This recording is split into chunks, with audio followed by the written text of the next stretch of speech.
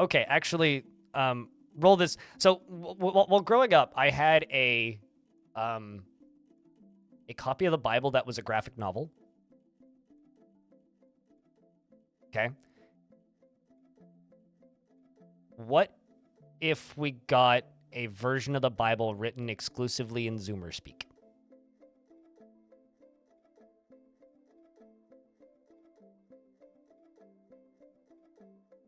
Oh, there's a lot of interesting lessons that can be learned from it, regardless of your take on it, Imran.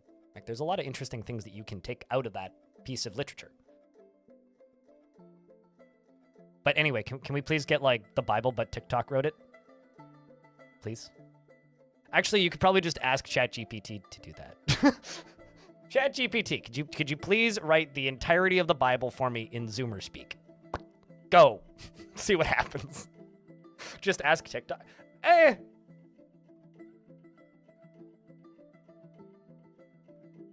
Don't mock bald people or bears will come out of the woods and eat you. Yes, very important lessons. Hi, YouTube. How are you doing? Are you good? We're discussing the Bible. Chat, you can say hi, YouTube, if you want.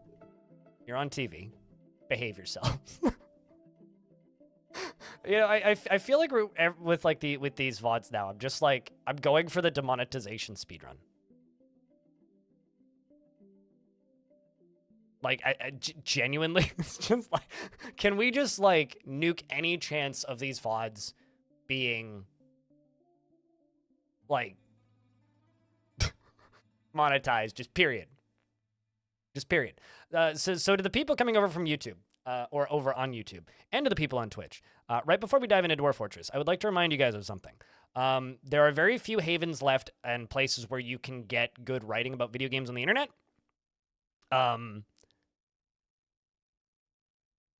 Wait, because it includes the guy. I think that's the other way around, Sledge Conquer. But cool, yeah, no, I'm sure you're correct. So there's very few places in the internet now where you can get good writing about video games. And some of the best writers who write about video games have started something new, which is called Aftermath, which can be found at aftermath.site. It is a worker-owned outlet writing about video games, founded by Chris Pearson, Gita Jackson, Nathan Grayson, Riley McLeod, and Luke Plunkett. I really like Gita Jackson and Luke Plunkett's writing, personally. Gita Jackson has written a lot of really good articles about Dwarf Fortress in the past, so you can find them at aftermath.site. Of course, they do have like a crowdfunding thing going on here, but if you want to read about video games, that's a good place to go. This chat has gone full chaos at this point, and I like it. My cat's just falling over. So there's links to those. Please go support Aftermath, because frankly, I feel like they deserve it.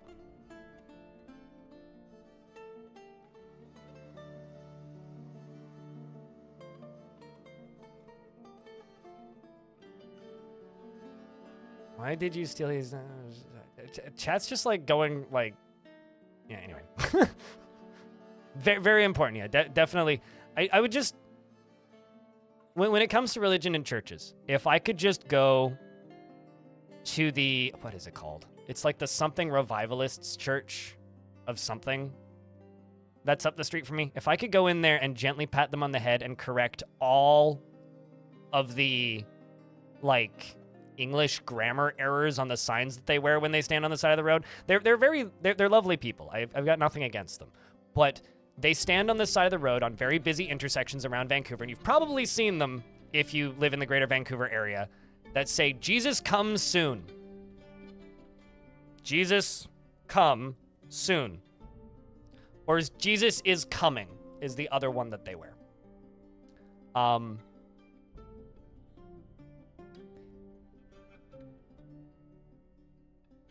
That's all. I want to go rewrite all their signs. For them. Not for me. For them.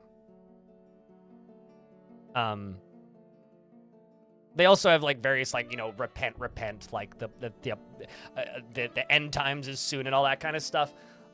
They're lovely people. Like they run a free food day on Sundays during the summer. So like they feed the homeless and stuff. Like they're good people. They do good work. But my frickin' God, they need to change their signs. And they've been wearing these same signs for like a decade. As long as I've lived here, they've been around. They've moved. Their location has moved a couple times. They're mostly like like Chinese immigrants in this church, and they seem like lovely people. But my God, they need to fix their signs. And I don't think anybody ever tells them, because they just see them and they kind of go, huh? And they just kind of keep walking. Like, what are you gonna do? What are you gonna do? I don't know what you're referring to, Imgran. But I just... So the plan for today is we're diving into the Fortress of Firebolt. And then we're going to play this fortress for like 4 hours or so. And I think about 10 minutes ago... maybe even like right now. Let me double check. Oh, no, not yet. Not just yet. Sometime in the next hour. Risk of Rain Returns is launching, which is this video game. So in about 3 or 4 hours, we're going to play this. So the YouTube stream will shut off then, and we're gonna play Risk of Rain, because I really want. I put like 400 hours into Risk of Rain 2, and God knows how much time into the first one. So yeah. So. This is the current fortress. We're making some good progress. We've actually taken out... So our goal for this fort, just to get that out of the way, is to destroy all the Necromancer's towers or take over them all. I've taken over 2 of them. These 2. We've destroyed one down here. And I've started attacking the ones over here. We have 4 squads, which is pretty small. I'm training up a second melee squad. This squad has lost some people, so we won't be fighting for a little bit. Like, I need to rearm most of my squads. The attrition in this fortress is actually pretty high, so we have to be cautious that I don't suddenly lose everything. But the actual fortress itself, I think, is coming along quite nice. So let's do a fort tour, and then we will read through the dwarves that are alive, and new dwarves get named whenever there's a migrant wave. So we're currently in mid-spring, meaning we'll probably get one in the summer, if I had to bet, because we are trading with the mountain home. We do have 2 nobles. We've acquired 2 barons, although neither of these are the baron of this fort. These are barons that were inherited, so Dr. Phineas and Dying Sun. And down here we have kind of the main, but also a very unfinished area. This area over here is starting to look a little bit more finished slowly. There's just bedrooms kind of scattered around. Over here, these are the stairs up to the place where the fighting happens. Up here, we train our crossbow dwarves down here, and they shoot the enemy into lava. They're quite effective, actually, the 2 crossbow squads. The enemy come up here, they come around here, and then if they make it past, then we dump lava on them down in this trench, which is quite effective. So that part's doing quite well. The trench goes down to here, and then this is the drain for the trench. As for the lower areas, we have this area, which is kind of our main... what's the word? Forge is the word I'm looking for here. And down here we have our woodworking area with this platform with logs on it. Up here we have some, various things. We got a big old dining hall slash tavern connection up here. We've got 2 other guild halls, and we've got some temples and guild halls and some bedrooms that need to be finished and various other things. And then 1 layer down, we've got... a ranger's guild, and then our kitchens with bedrooms around the edges, tombs for the nobles, and like I said, the wood chopping area, which is also very unfinished. A bunch of minecart routes, and down here, just various spaces where we are mining stuff out, including just check out the insanity. Look at how much iron is in here.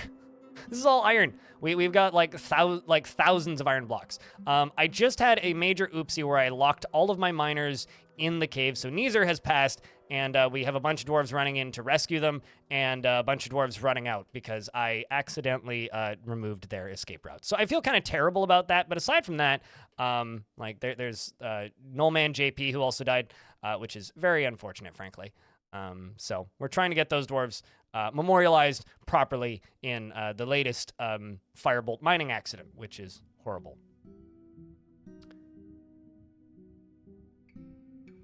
Well, don't get me started on Mormons. Like, let's just not even do that. I need to block this area off so Forgotten Beasts can get in or can't get in, and then this cavern layer is mostly blocked off, and the lower one is completely blocked off. But there's one more area we need to show off, which we finished up yesterday, which is this is where my military trains, or where part of it trains, and then one layer up, thunk. This is my library in the center, which actually has a Firebolt in it. This is the Firebolt library, and over here is a weaponsmith's guild, which is very unfinished still. And then over here is a dining hall for my final Baron, unlike the ones that are over here. So I'm thinking about also making a walkway from here to here, because I think that would just be cool. So that is the fortress currently, as it sits. As for the dwarves that are in the fort, well, some of them are pissed, but that's fine. They'll get over it eventually, or they'll fall over. Or they will be sent to go capture a Necromancer tower, whichever one happens first. Here we have 404 Loud, All Mind Control, Alonzo, Amethyst, Arkshroom, Attacking Sharks the Second, Baby Blueford, Baby Femme, Bucket Glass, Bastet, Ben Sayed, Big Sparn, Bing Bleoid, Board Guy, who's probably going to go capture a Necromancer tower soon, along with these two probably. Budgie, Celistaris, Commando Cal, Darius Cardrin, Delisle, Danny, Dr. Nish, Dr. Phineas, DS, Devildon, Daromir, and Dying Sun the Second, Snail, Eldrish, Frederick, G-Fin, Glass Half Empty the Second, Gobsnack, Goddess Zenith, Grey R, Half Empty Glass, because I accidentally named Glass Half Empty twice, Honey Bun Hauler, IDZ3, Imgran, Iron Zack, Caden Midget, and then Kirknass, Kraken, Lanix, Lich King of Dead, Lil Jaeger, Linku, and Lucas Bat, alongside of Lucy Rambles and Lyagushka, M-Ace N64, Martin, Merlin's Fan the Second, Midnight Winter, Mr. Burner, Monkey Monk Monk, Narvicious, Non-Major Nerd, Norstat, Firehawk, Psyomegas, and Patolus, as well as Ryo Shinkat, Ravenwood, and Robel, and Rokar, and Rule Stoles Broken. Rupert PY, and Sentient Potato Safekeeps, Salvadaddy, and Shinira, as well as Sparky, Speckbot Suited Giraffe, Psycon, Technophobic Freak, Talon Artho, Van Ori, Wait What, and Word Cities, as well as Wild Shiny Florin, who was one of the ones that was stuck in the caves, but managed to make it out. At least I hope.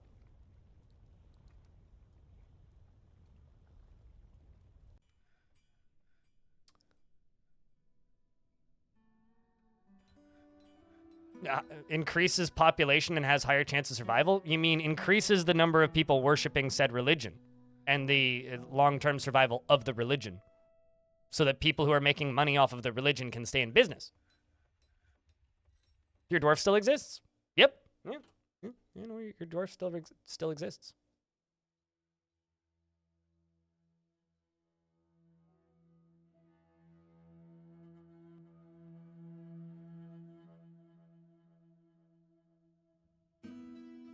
So can I please a brand new baby dwarf then?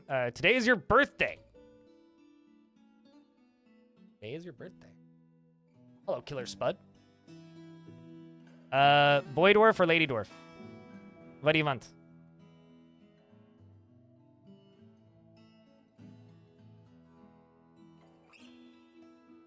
Boy? Okay. You get to be Unib.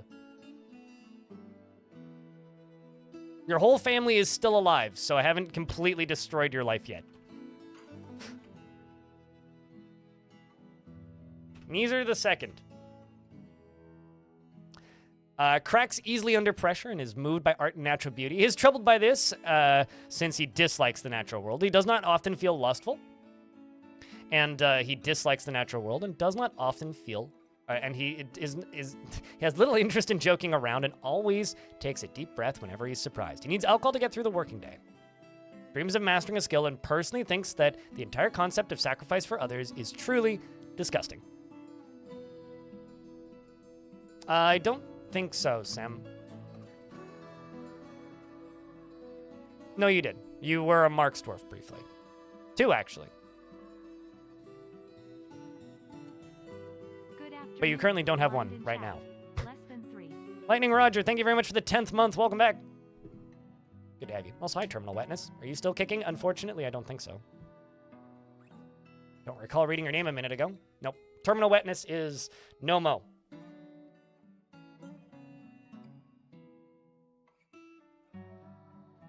Turns out time kind of flies.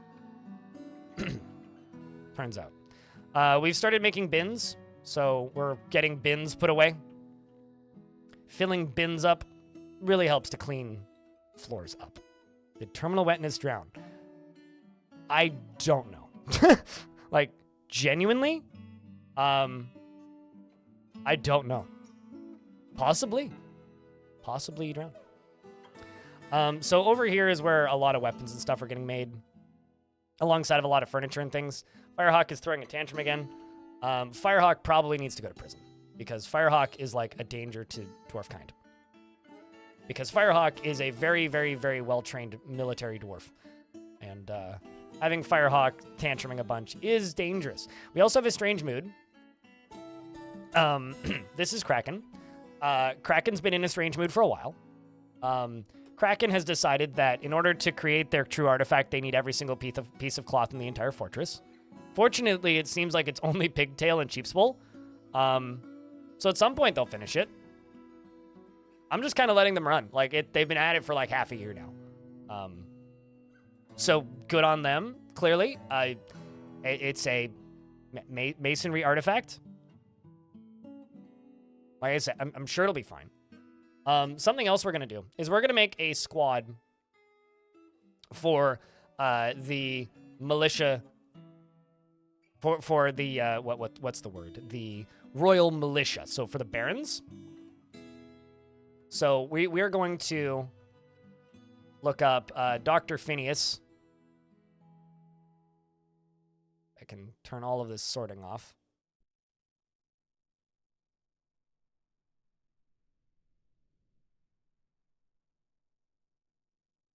Unless you literally just died. What? Include nobility. Yeah, everybody's included.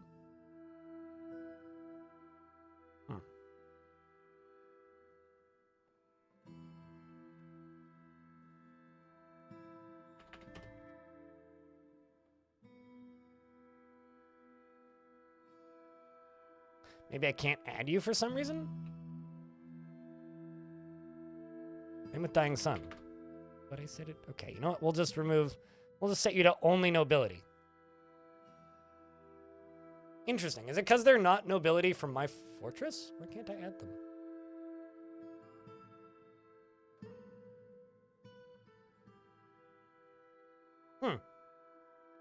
Yes.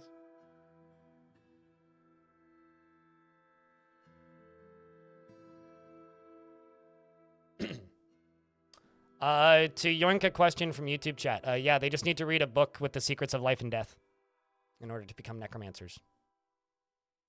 Are they citizens? As far as I know. I mean, they were here as citizens first. Yeah, see? Oh, wait, hold on.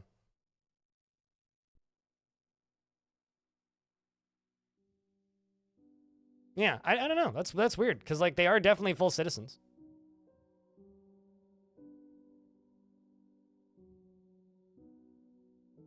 Oh, wait, hold on. Is it case sensitive on that search? It might be.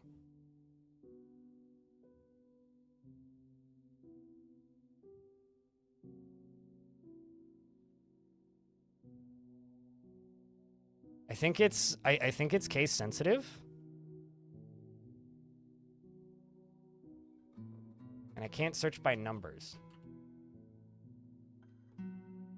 Right, no, it's not case sensitive. All right, then yeah, I'm out. I'm out of ideas. I've given up. I don't know. Enjoy your lurk, Starlock. Appreciate you.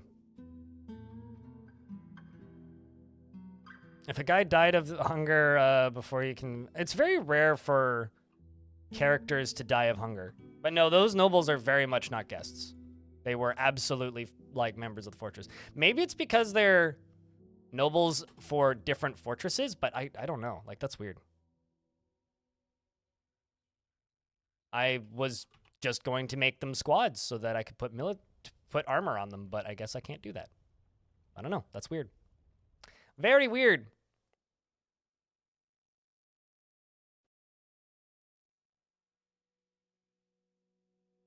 There's a fire alarm going off in my building again. Not sure where in the building, but I can hear it. I'm assuming somebody is burning breakfast or something. It's usually the actual case when there's fire alarms going off in my building. Stone thongs decorated with bands of pigtail. That'd be a lot of pigtail or a really big thong. One of the two. Likely the second one. Can your client be charged for murder as a murderer if the victims are still... Are we talking about necromancy? Where do those statues of? So these are statues to the glorious god Avus Crestgold, who is a deity of the caverns and mountains of our faction, and it takes the form of a male chinchilla, and nobody worships it for some god-awful reason.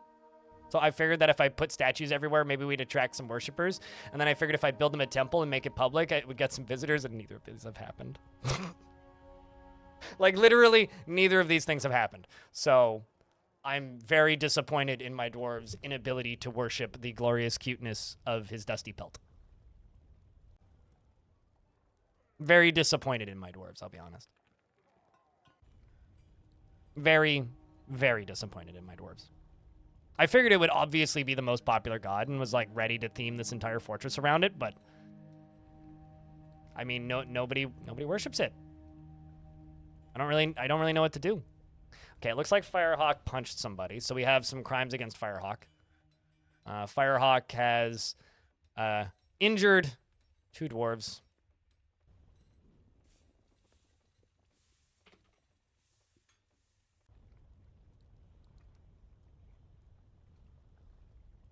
Well, this dwarf who's haggard is currently trying to make steel bars and slowly hauling them.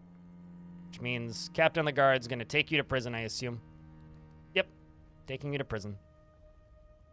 You poor dwarf. Hang out with your lover more often. Or your bonded rhino. It's a long BRB. Enjoy your D&D. Pass down.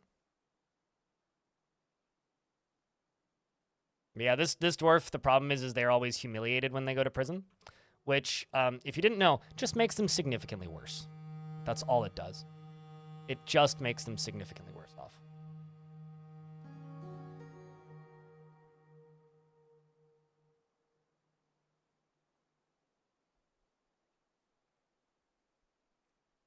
Let's go with just need for training.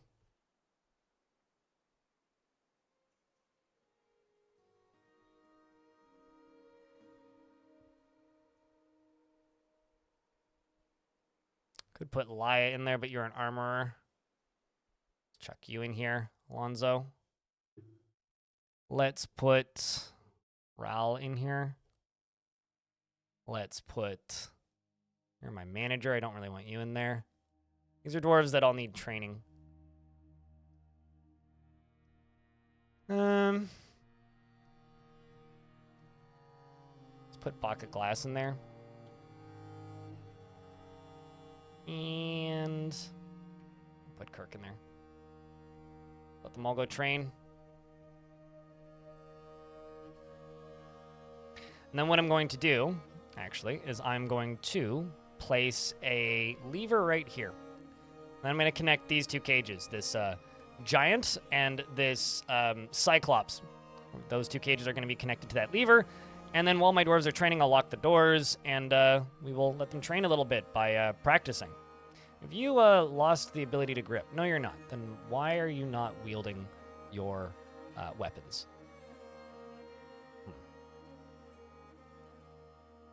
You desire glory? Are you asking to join the military, Laya? Because I can make that happen. You can go have glory. You can don the armor that you've spent your time creating and go to battle. In fact, you've also joined, currently you're napping. You've also joined a squad that It lets you just choose whatever weapon you pick. So let's see what you end up getting. Also, you're wearing 2 amulets. I'll have you know. 2 amulets. You and your rhinoceros leather loincloth. You're gonna go to battle and do grand things. There's an update. There's an update or news update coming soon. I can say that much, Danfish. But as far as actual dates for patches, I don't know. But we'll know what they've been working on pretty damn soon, based on all the teasing. YouTube about pages no longer exist? Like on the channel pages? Huh. Yeah, you're not wrong. Wow, that sucks. The fuck? Where else am I going to write, like... Well, I guess they kind of do. They kind of do still exist. If you go to the YouTube page and you click on this, it pops this up, which has all the same information. I guess they kind of still do exist. Just in a significantly uglier format, I guess. I don't know. It's like this... It's like every single like platform is just trying to make their platforms as difficult to use as possible. Steel short sword, superior quality steel short sword.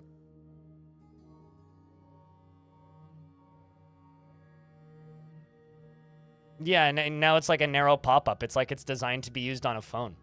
It's like they're trying to cater to an audience that isn't me. How dare they? Also, genuinely, like, have you tried to use the YouTube mobile app recently? Good lord, that thing's gotten bad. Like, it's actually kind of funny how bad the YouTube app is, just as a app to use now. Especially if you've tried to use it recently.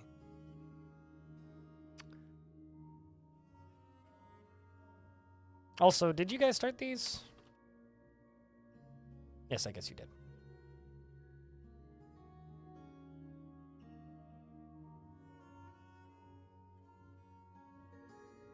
So for those of you who haven't yet, over on my YouTube channel, a couple of days ago, I uploaded a video that very few people watched, which I will link in both chats right now.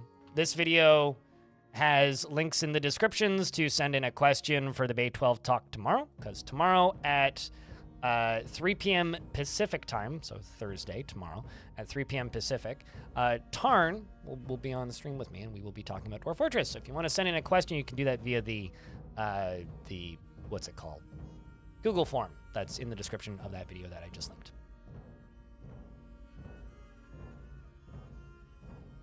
That's like Jesus driving me around in Vegas. Dude had like death in his eyes. Every time he had to merge onto the freeway, he looked like he was going to kill somebody. Although I think you were in that Uber too, Orange. I mean, his driving was fine, but man, his silent road rage was something. All right, how's my mayor doing? You're lonely after being away from family. You want to acquire something. Let's give our mayor an item that they can walk around with. Because right now they have an earring. How about we give you a... Why not a mace? Let's give you a mace. You can have an artifact mace. There. You're going to go pick up your new item.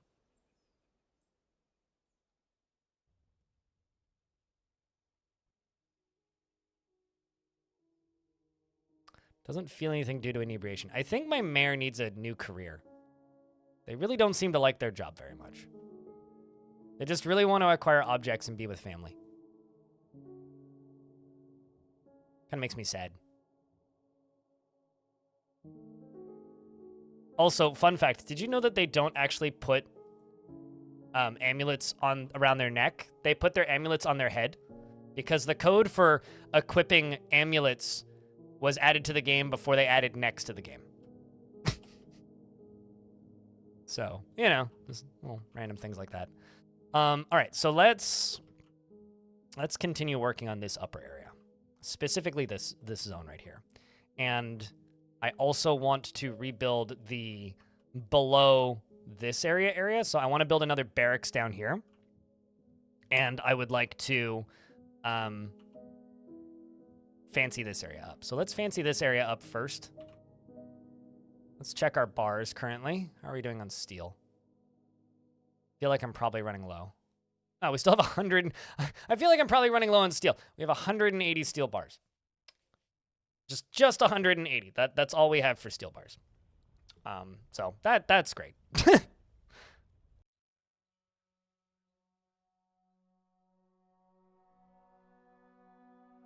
And also, is this not working?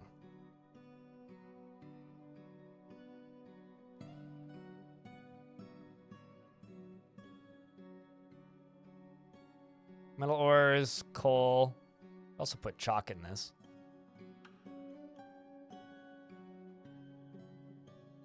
And where? Oh, you're not actually loading from anywhere.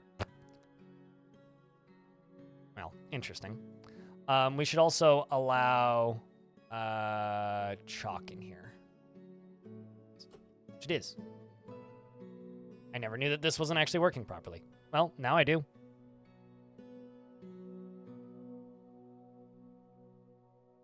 There you go. Now it's working.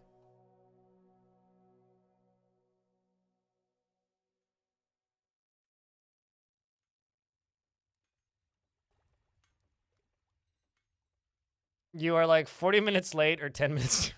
Depends on if you're a glass half empty or a glass half full kind of person. Can the dwarves butcher livestock that's been killed by things like goblins? If something is mangled, generally no, Dirty Davis. And if something is rotten, no. Yeah, like, sort of like Laya already answered, more or less. But, like, basically what it is like, in real life, if you mangle the internal organs of a creature, the meat's gone. Like, you can't use the meat. And if it's rotten, you obviously can't use the meat. Usually, if something isn't butchered and it's, like, ripped apart, it's generally going to be mangled. Especially if it was killed with, like, a hammer or swords or something like that. Usually, they'll be in a mangled state. And if they're in a mangled state, then they're useless. There really isn't anything you can do with them, unfortunately. As much as I kind of wish that wasn't the case in some situations, like especially with Forgotten Beasts, and it does feel kind of like a waste. That's just kind of how it works. Which is why you need a proper butcher's table to safely butcher your hunted animals and all that jazz. And if you just send and it also stops the player from just sending the military to go rip apart creatures, because like occasionally, yeah, you can do that, but also Neep Gorp. I think that's how you say that. Thanks for becoming a YouTube member. Cheers. Kind of like getting a Twitch sub. Although it gets way less perks, so it's way cheaper.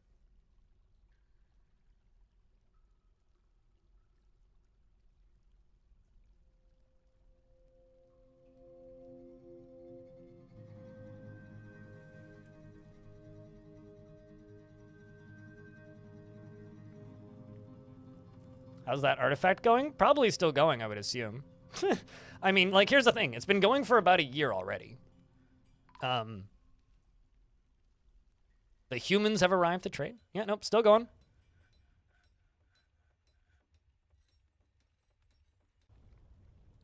Still going. Still going. I'm just gonna kind of let it keep going. Maybe using this artifact we can create world peace or something.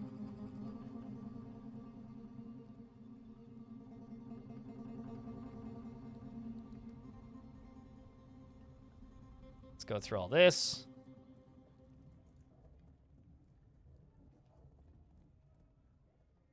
Let's go through all this. I'm finally actually starting to get through all of the used clothing.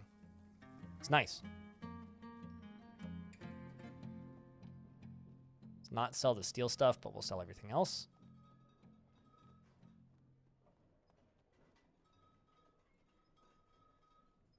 And let's go.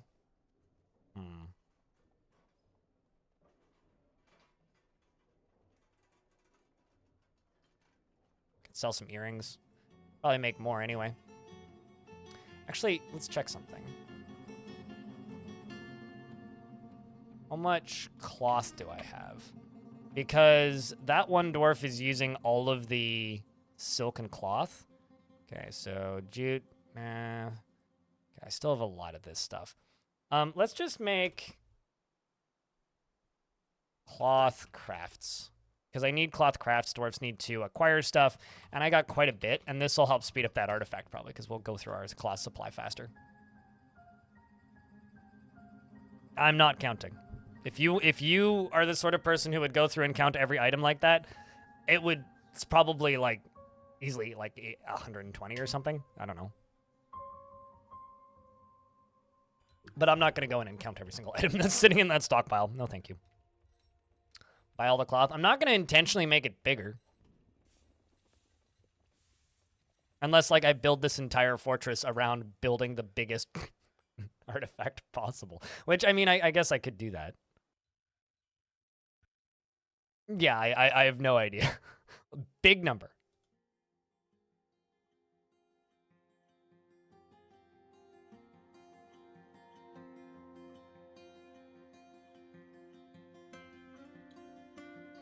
I must have bumblebee honey. God, I'm so sad, but also so happy that they can't make meal moods.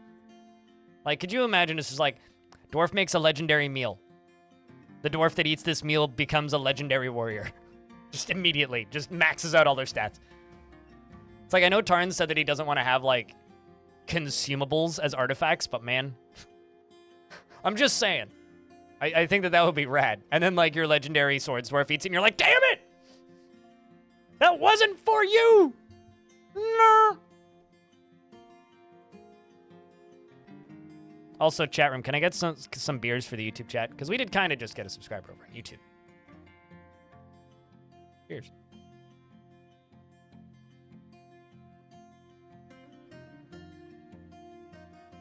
Now I'm just waiting for my broker who's too busy making rock blocks to get over here.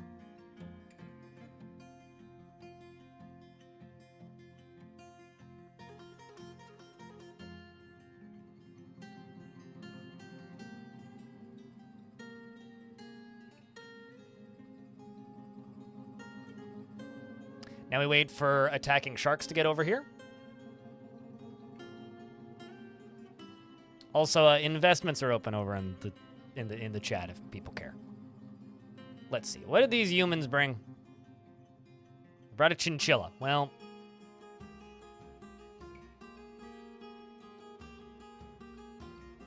the question is that chinchilla a male chinchilla? Because if it is, I might need to buy it. As it is the symbol of the greatest god of this faction, which literally no dwarf in the entire fort worships. Humidity stormy. Sounds moist. The castle came full circle. Really? I have to read that one. Sounds engrossing. Brought us a bunch of llama's milk.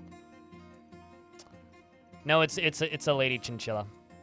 Well, that's a shame. I'll take it anyway. Now the problem is I clearly bought too much chinchilla, so I can't afford all of this cheese. It's actually yellow now. There we go. We'll buy a little bit less cheese in exchange for a chin-chin. And the chin-chin can go into the tavern.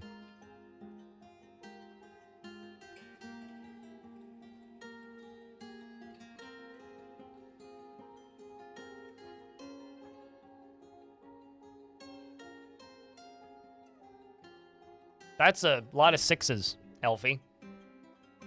I guess be wary of Satan. So I realized I had a stupid amount of iron, so I started making barrels out of iron. And the result is we now have a lot of iron barrels. I think they look kind of awesome. Kind of a fan. Heavens to Betsy. Yeah, no kidding. Terrifying. An elk bird has returned to a wild state. I was unaware that I was training elk birds in the first place. Is there any chalk in this? Not just yet. So let's put 2 wheelbarrows into this side. I'm hoping that they start bringing chalk down here, just so that I can have some chalk and magnetite in here, because that'll speed this whole process up. Okay, so up here, this area, we've engraved some things, made it look a little nicer. Do I have instruments? No, I don't.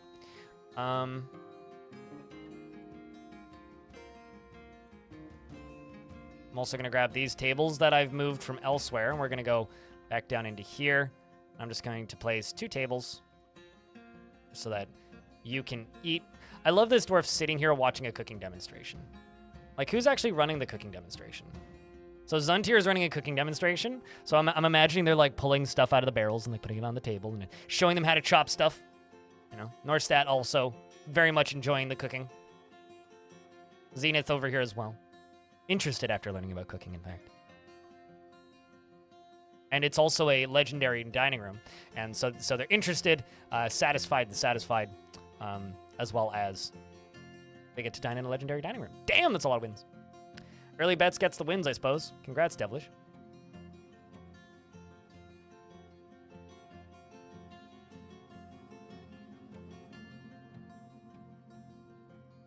One day you'll be able to invest the 6767. If you just wait, you'll get there sooner than you realize.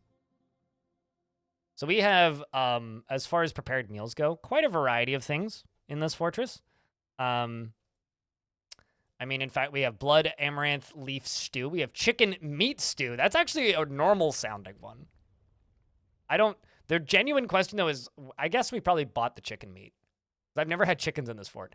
Anyway, we got turkey hen egg stew, red spinach leaf stew, cashew apple stew, turkey hen egg stew, naf seed stew, prepared pig heart stew, durian stew, turkey hen egg stew. They really like stews. Now we got alpaca cheese roasts, moon snail meat roast, warthog meat roast, rhinoceros meat roast, brown bullhead roast, more black bullhead roasts, wild boar meat roast, prepared giraffe brain roast. No, this is actually a chef's guild. It's just a public chef's guild. So it's a dining hall that's also a chef's guild. So they go to the dining hall, they hang out, they stand around, they talk, they chat, they give each other tips, and then they eat and they teach each other how to cook, which is kind of great. I'm also gonna put some bookshelves in here because every good kitchen needs a bookshelf for cooking books, obviously. Because apparently I have one extra bookshelf lying around. You see a lack of potatoes?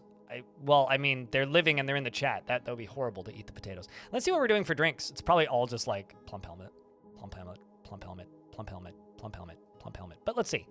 What do we have? Drinks. We've got 5 rice beer, 1,065 blood amaranth beer, 25 artichoke wine, and 1,256 dwarven wine. Well, at least there's 2 main varieties. Actually, I wonder if there's any other surface farming crops I could set up, because this is all blood amaranth up here. What other seeds are we cooking that we have in surplus? Let's see. Kitchen seeds. All right, so these are we're not cooking pigtail, we're not doing that. We're also not cooking you. Alfalfa we have quite a large variety of. I don't think I can brew alfalfa. Fisherberry I could do. Could also do strawberry. So let's stop cooking strawberry seeds and let's stop cooking fisher berries. And then vegetables.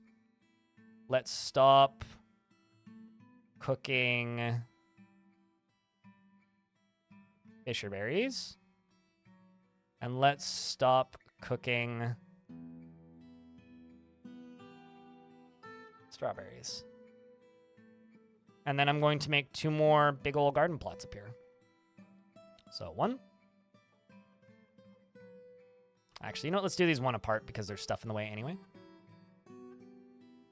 That's 1. And then I can't do that there because this is in the way. I think I'll just place a piece of flooring right here. Casual French dining room. What, just having books everywhere? Cookbooks and whatnot? What makes it French?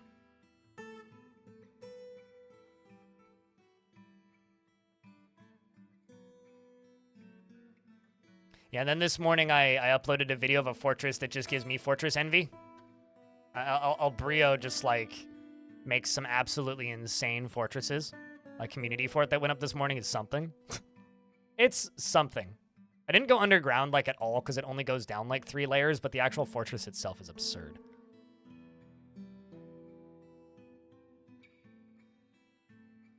right, so this is going to be for fisher berries. Fisher berries, fisher berries, fisher berries. And this right here can get deconstructed. Oh, wow, we ended up making an electrum floor. Okay.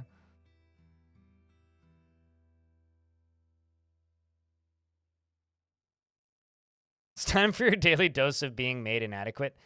Yeah. What's even better is that fort's been sitting on my Discord for a while. But other meals we had, it's very French. One of my favorite podcasts is called Extra Napkins.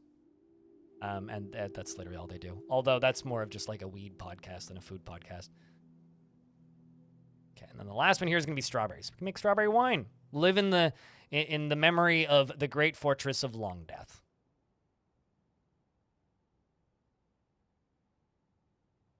I just need to wait for a dwarf to come over here and finish it.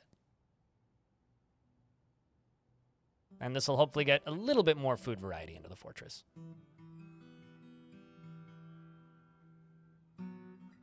Construction's nearly done. And there we go. So this can be for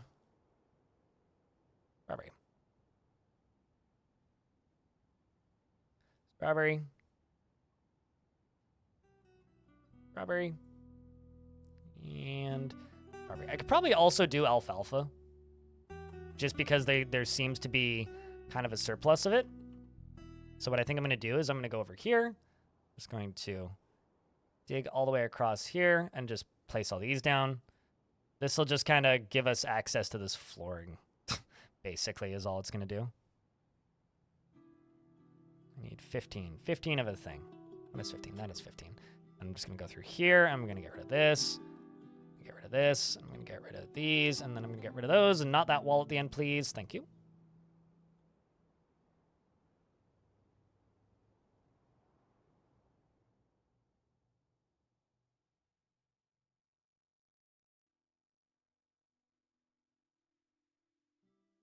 What, baby rhinos? Small body? Big head? Isn't that like the proportions for like all babies, which is why like humans naturally think that babies are cute?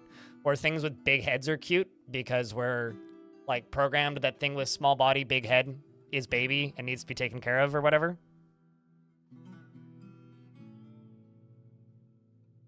Definitely read something about that somewhere. I don't think that that applies to everything, but eyes too. Yeah, that makes sense. There's certainly animals out there that have small body, big and big head and big eyes that I don't think are even remotely cute, but you know.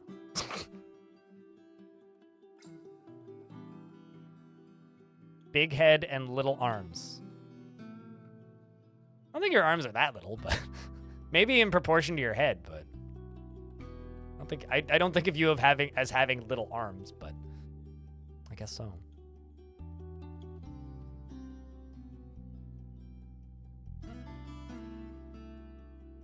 Keeps us from baby bashing unless completely unhinged. That is a sentence that I just read. Thank you for sharing. Bean-shaped. Elfie-shaped.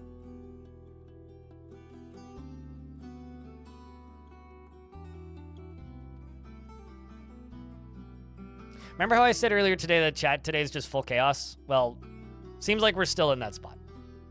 Glad nothing's really changed in the first 2 hours of the stream. All right, we're going to go for alfalfa. Tobes says post beers, chat. Merchants have embarked on their journey. I guess we can now stop cooking alfalfa. Or not stop cooking alfalfa. Alfalfa seeds is what I want to stop cooking. Guess I can do both of these as alfalfa, actually. Because turns out there's a lot of alfalfa. Cheers, Burning Sigil.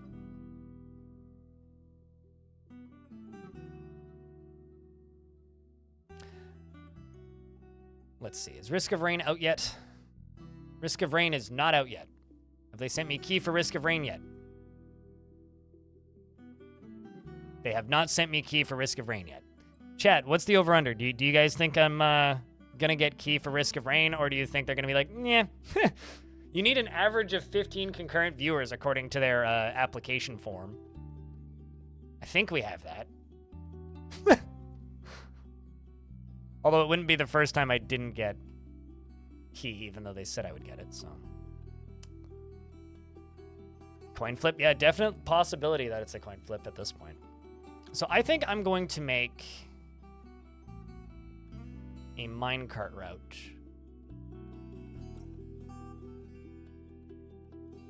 For the food stuff. Mr. IRL is too... I don't think anybody's ever called me Mr. IRL. Like, I don't think I've ever been referred to as that by anybody ever. So... Can I get a minecart down into here? That's the question. I mean, obviously I can, but let's see. Can I find a route that I don't dislike too much? To safely. Some migrants have arrived. All right, well, we'll worry about that later. Chat room. If you do not currently have a dwarf and would like a dwarf in this fort, I'm also going to check the population cap because it seems to be like lower than I think it is. What is the population cap? Strict population cap is 200. Oh, I see. No, I see. Population cap is 115. Let's up the population cap to 200, and the strict is 250. Do that. All right. Say pick me, chat. Foist up, we have QN green tea. And you've got dreads. You got interesting hair. She dislikes receiving advice, preferring to keep her own counsel, finds helping others emotionally rewarding, and is rarely happy or enthusiastic, is quick to form negative views about things, and is quite comfortable with others that have a different appearance or culture. She occasionally overindulges, and she has an active imagination, and often feels discouraged, and generally acts impartially, and is rarely moved to mercy, and is not particularly interested in what others think of her. She is curious and eager to learn, and when she's nervous, she clicks her tongue. She dreams of raising a family and personally sees merrymaking as a waste and doesn't particularly care about craftsmanship. And what kind of hair do you have? Her hair is curly.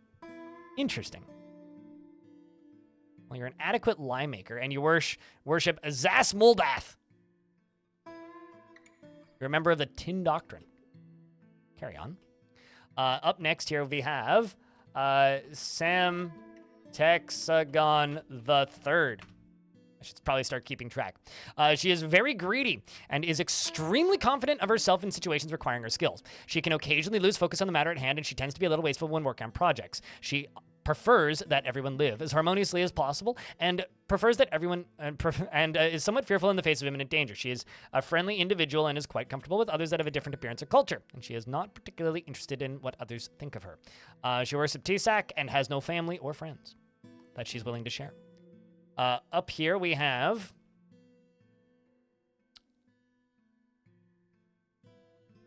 MX Seashore's Wall. Would you be? I don't know. This is Trent.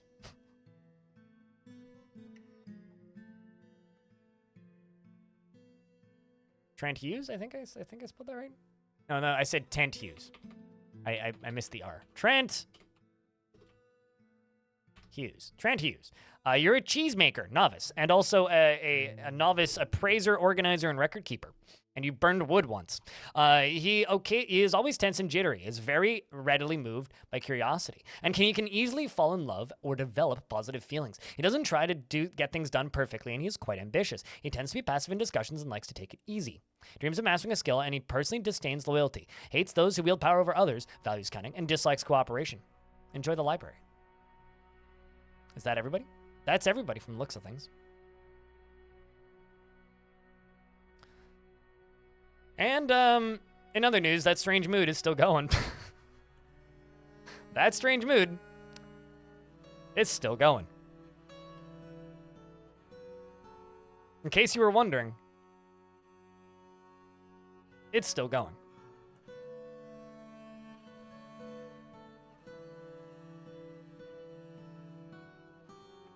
For reference,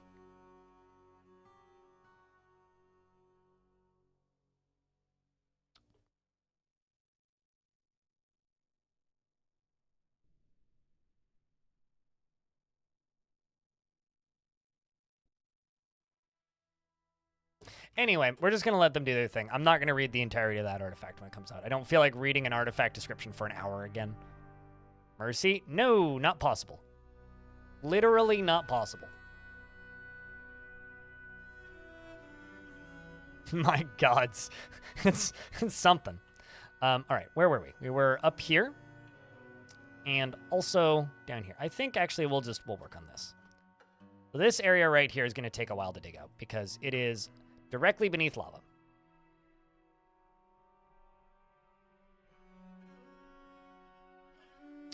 It doesn't matter that he's literally going to take every single piece of plant and animal cloth from the entire fortress. And he's not going to stop until they're all gone. Quite literally. It's got nothing to do with like not having a specific material. So I could forbid them all and sell them all so that he finishes it quicker, or I could just let him keep doing it because he won't die until the artifact is unless the artifact is like stopped. So unless like I force him to stop somehow, he won't go insane. So he's not going to get hungry while he's in a strange mood. But we'll just let him keep doing his thing. In case you decide to annoy yourself over Christmas. Noted, Elfie.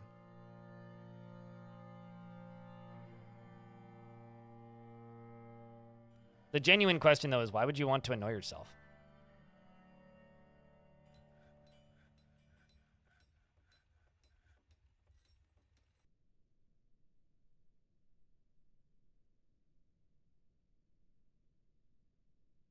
What causes that exactly? I don't know the exact causation. I know it's got something to do with burrows. So, like, if an artifact starts when a burrow is active and not all of their items are in the burrow, it causes it. I think it's something to do with that. Do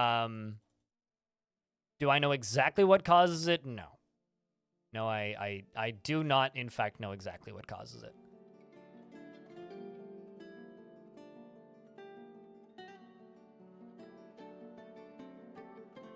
I think there's a wiki page that explains what currently causes it. But the thing about it is it's like, it's one of those bugs that's just kind of been in the game for, I don't know, like 10 years. But the thing is, it's been fixed a couple of times. Like, it's a bug that'll disappear, and then it'll come back. And it's like, so we always kind of have to figure out what's causing it this time, and it's usually something different. But it's a bug that's occurred multiple times in the game's history. Heisenbugs. Programmer's worst nightmare. Doing all right, Coco Mantis. No problem. Tele as well. Good morning. Good day. Hello. Ow, my I think I slept. Have you ever like slept on your hand funny and then you wake up and your hand is just super sore for some reason? It's like, yeah, yours are creaky. Maybe I'm just getting old. I definitely woke up on my hand this morning, so. Sure, that's definitely got something to do with it.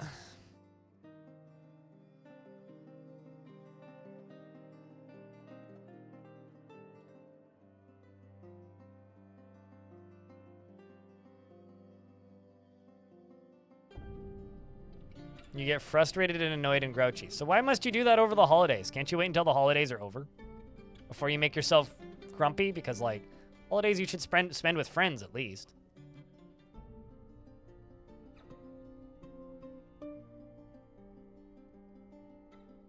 Sore hand. There's probably, like, a bad Confucius Says joke related to this.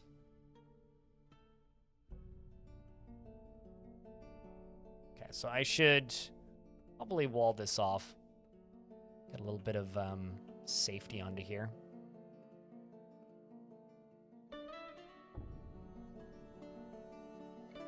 Then you have something really cool to share once you see people. I suppose. I suppose you could say that. So the other thing I kind of wanted to do is I want to build a bridge across here. Let's mine through both of these. And that would also be an excuse to make these areas look nicer. I think that this I can just get rid of. Because I have this. Wait, what? I'm not even sure how I did that with that stairwell, but these stairs, I either want to completely get rid of them. Yeah, you know what? Let's just get rid of these stairs. And just get them using this further around way to get over here. Take a little bit longer to get to my livestock, but that's fine.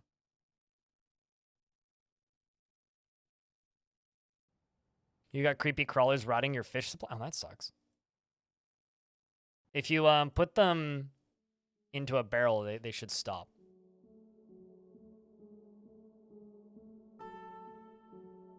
As in, like, you won't have any problems with them rotting your supplies. If they're in a barrel.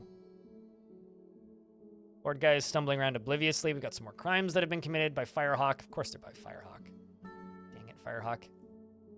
4 crimes by Firehawk. Tisk tisk. So we've got this new squad down here that's training. And they're still doing individual combat. Dwarf really non-major nerd wants to lead an exciting life. Non-major nerd, what's your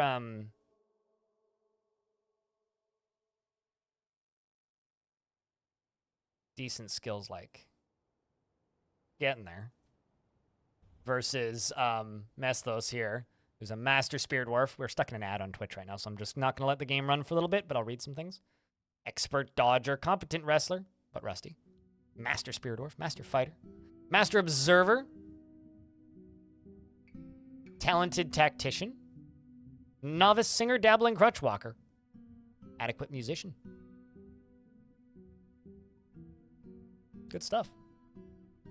I remember you saying that, so handling it now. Yeah, just get barrels. Barrels. You could also pasture a cat, but then you just have piles of dead creepy crawlers. God damn it. Somebody keeps tantruming and breaking my still over here. God damn it. Dag nabbit. Why you gotta be that way? Good afternoon, all mind control. Your dwarf is still alive, I would like to inform you.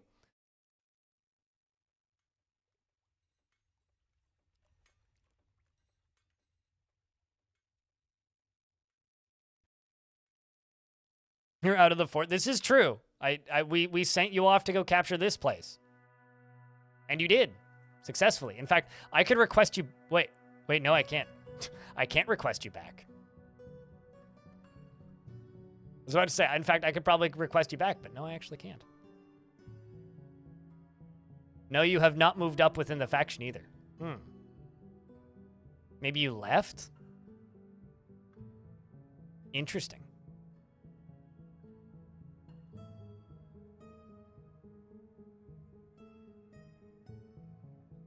I really hope you show up again as a vampire. Just because I think that would be amazing.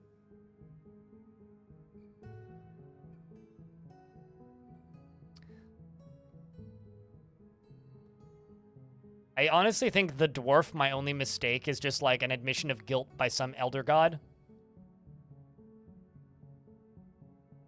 Tactician allows or makes dwarves better at, like, starting sieges. So if you attack something, on this screen specifically, makes them better at it.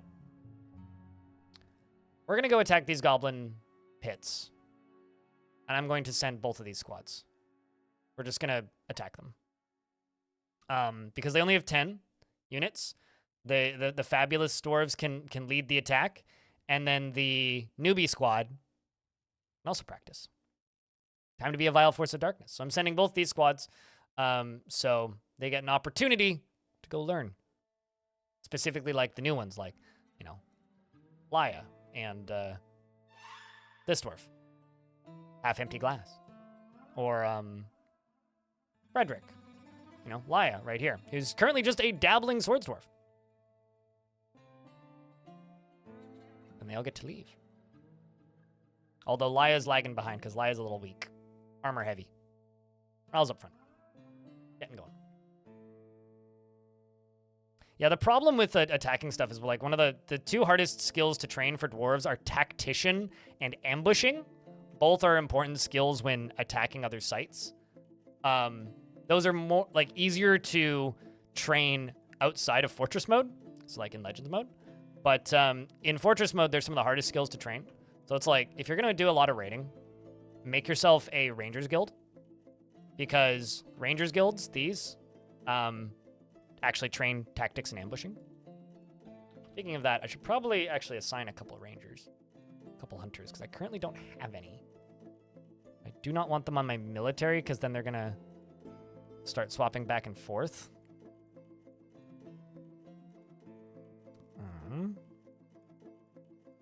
Give one to Delisle. Here, he has a sword. And one to Ben. And one to Lucy. And maybe Devil Dawn. And Linku. Laya has to go to sleep. Early morning awaits you. We'll see you later, Laya. You snooze good.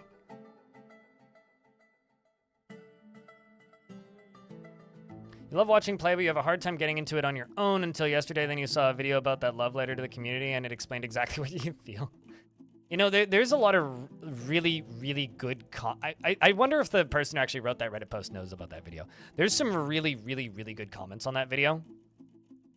Like, my entire hope with that video is it would just get other people who bounced off the game and came back talking, and it kind of has done that, so...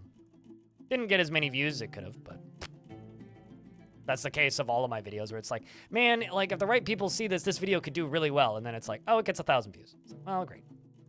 Which, you know, isn't a small number of views, but in the YouTube scheme of things, it's a very small number of views. Like, in the grand scheme of things on YouTube, my YouTube channel's pretty small.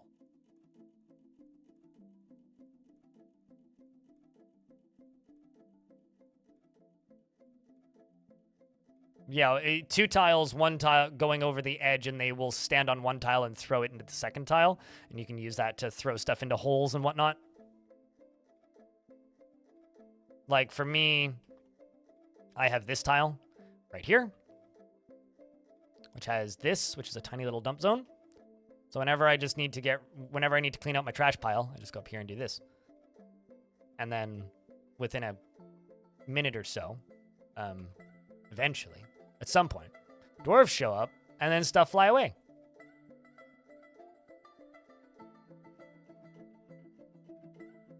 I'm the biggest in your heart. Well, I'm definitely the biggest on the Twitch side of things.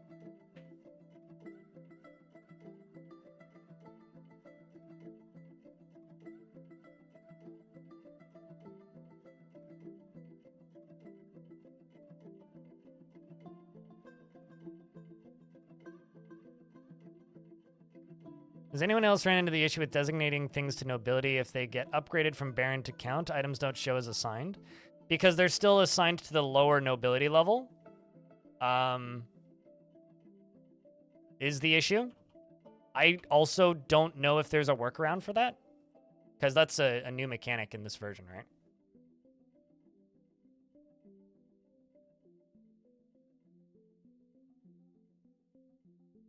Can I get this done? That's the question.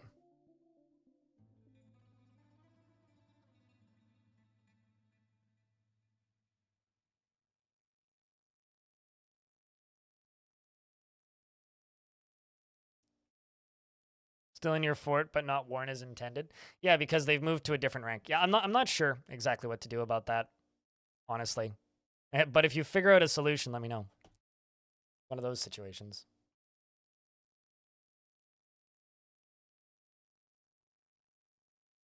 Elfie, do me a big favor. Please don't. Don't want to encourage that.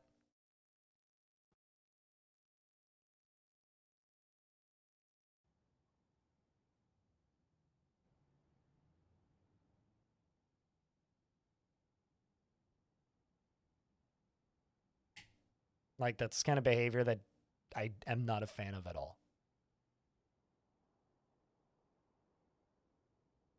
So do not encourage them.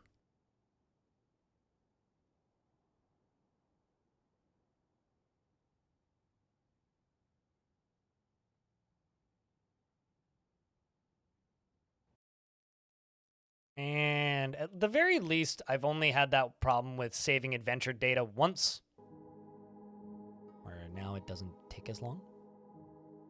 I actually loaded up Waterlungs recently because I was messing around with some stuff, and it still takes literally 15 minutes to load on every save, which is something fucking mental.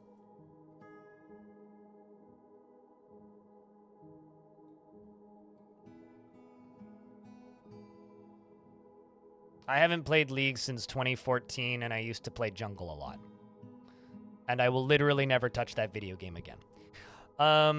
Cold-Blooded wants me to read the Discord word story. You should use that earlier while the screen was still running. Almost had perfect timing on that. Very close. Into the province of Pepperland, barley and elmo distilled in glass vials tastes rather fuzzy after... All caught up. Oopsies, wrong button.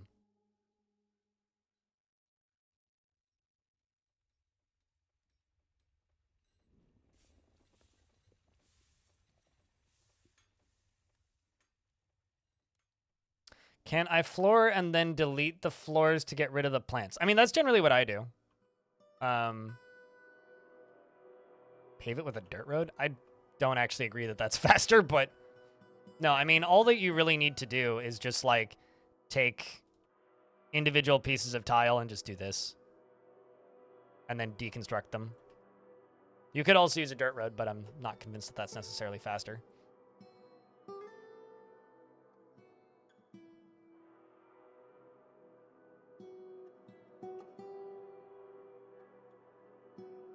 Okay, so we are still brewing drinks from plants. We get fisher berries occasionally, whenever they're available. And we are farming surface crops. We've got strawberries, we've got alfalfa, fisher berries, but we're currently out of seeds, and blood amaranths for this season, I guess. What we'll do. And you are also blood amaranths.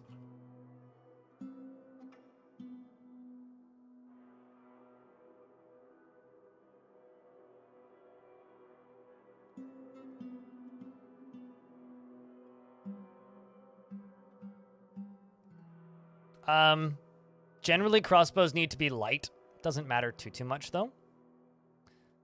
My hunters are now hunting. Reason I made hunters is because I want them to start training my other dwarves in ambushing down here. That's the reason I made hunters. All right, let's go back down to here. Let's unforbid all this stuff.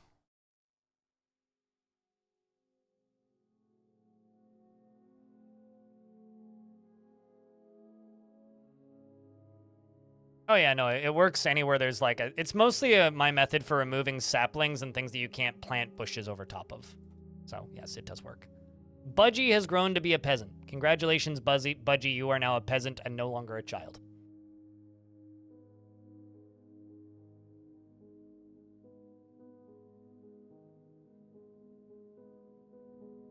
Squads are back. Get them training temporarily. And see how things went. We raided profane trails. They climbed the mountains, wandered through the valleys, up to the small river. The Undignified attacked the Vice of Dots at the Undignified Ruthlessness at Profane Trails. The Dwarf Mythos led the attack, and the defenders were led by an elf. The Dwarf Mythos outmatched the elf with a cunning plan, and the attackers had a strong positional advantage. We started fighting. The human Rimad was struck down, so we struck down their leader almost right away. We killed a Kin Lykot's warrior, which is a necromancer experiment. Another elf was struck down, smashing and beating the crap out of some more things. We struck down a goblin named Silol, and stole some books.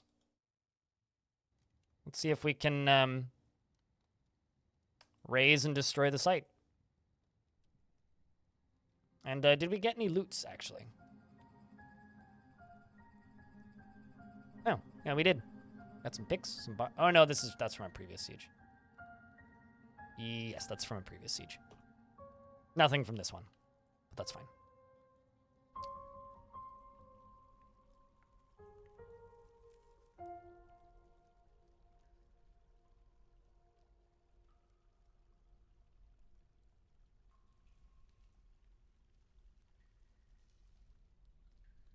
Yeah, crossbows just need to be something light.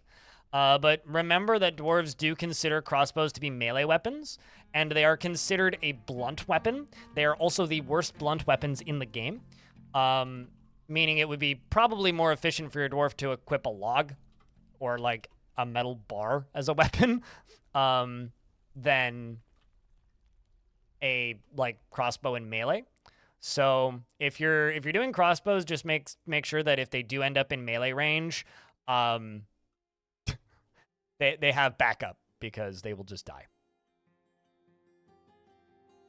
If you click on it and look at it, in the description it says this book contains it is about the secrets of life and death. Crossbows with bayonets. I just want them to not consider crossbows a melee weapon, so they assume that they are unarmed and run away. That's all I want. Or the ability to equip daggers with their crossbows. Or hatchets, both of which are things in the game that are currently not usable. Or makeable. Because in, like, adventure mode, they can have knives. But that would also make, like, goblins that show up with crossbows significantly more of a threat. So I don't know.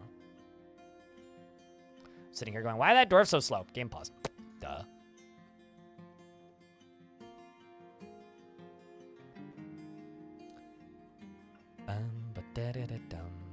So Risk of Rain Returns is now available on Steam, and I do not have key for it yet. Crappy key distribution site. Why haven't you provided me with keys for video game?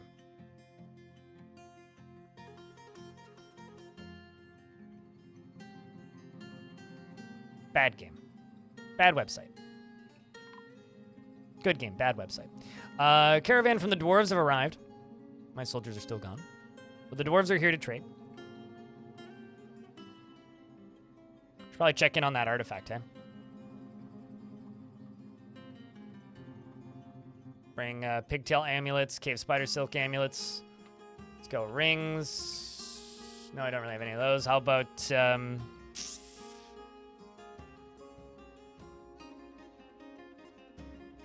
Also, if a bin contains contraband, it's got this icon, so you can actually just click this to get rid of all contraband. Oh,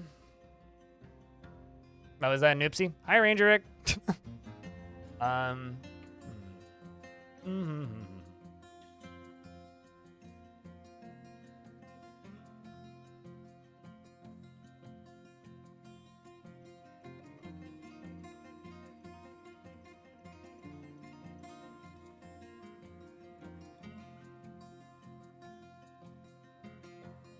I like how I'm damn near out of pigtail cloth. I'm just gonna sell all the cloth because I need that dwarf to stop that strange mood, which they are still working on. And because I just forbid or set all of the cloth for sale, let's see what you go for now. Is it something that isn't cloth? God damn it.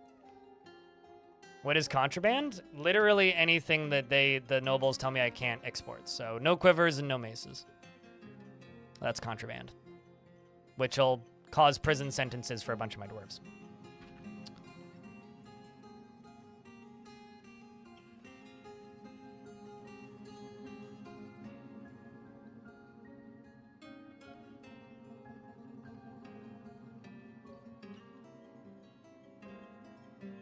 So the YouTube chat is knocking Asmongold, and I'm just gonna ask the YouTube chat a question. I'm also gonna ask the Twitch chat this question.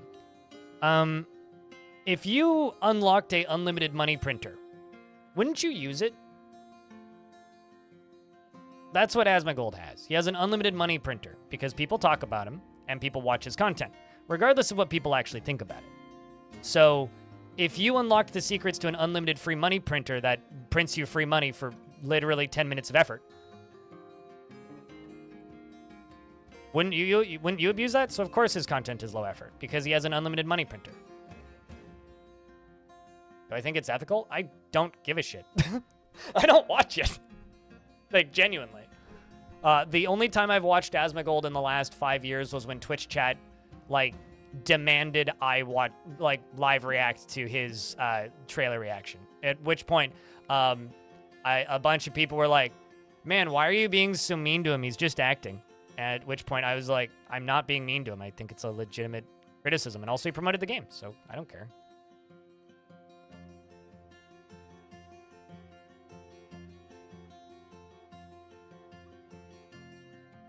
You watch Asmongold occasionally? Yeah, I don't know. I don't really have anything negative to say about the guy. He's doing his thing. So, merit deserves reward. I come empowered to establish this colony as official land of our realm. I really want to do this, but I don't know what dwarf to elevate. Very sporadic. Okay, a completely legal unlimited money printing machine that you are not breaking any laws to use. Devilish potato.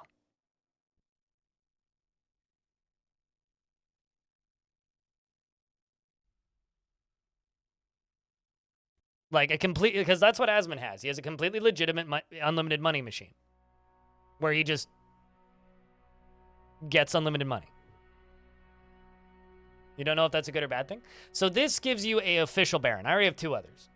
I just don't know which one of my dwarves I want to make into that character. That's the problem. So let's take a minute and figure out who gets elevated. See, who's really happy?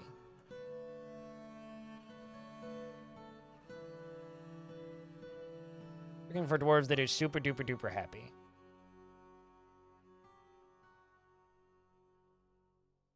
Could also make it into my militia captain, Messel, so they should probably be the could make it into Lil Jaeger, who's the hammerer currently.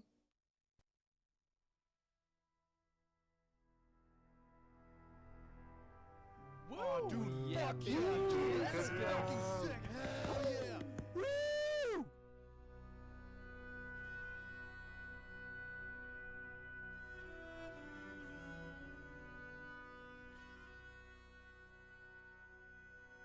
Flobberdobberdoggadoggies.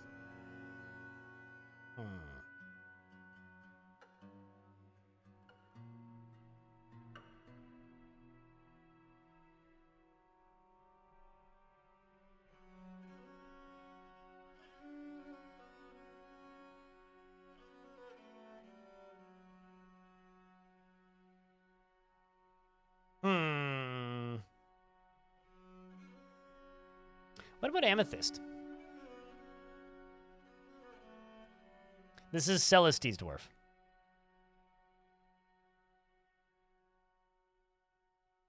She likes picks and breastplates. And giant minks for their long bodies.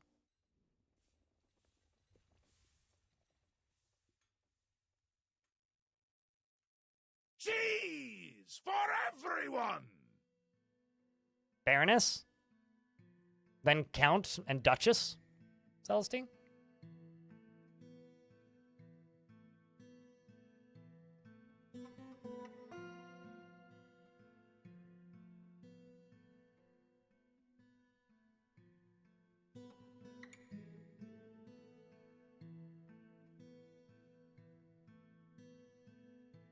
Yeah, I think we're going to do it. I have some recommendations. Now I need to find Amethyst. There you are. And now we can make requests again. I'm going to request all of the musical instruments.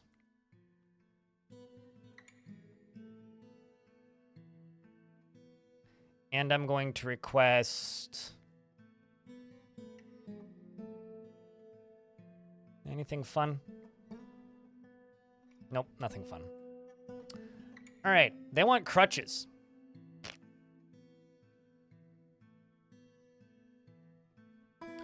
Do not ever buy subscriptions on Twitch on mobile. Just do not do it.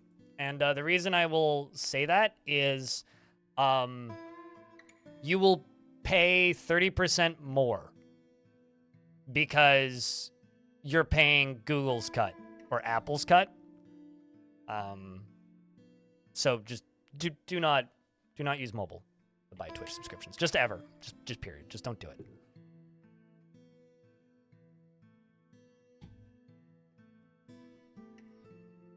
Me and I made an artifact crutch. This is true. Steel crutches mass production. What a waste of steel. But you do all the time. I would just say don't do that. Just don't. Just kind of on principle. You're literally just paying a Google tax.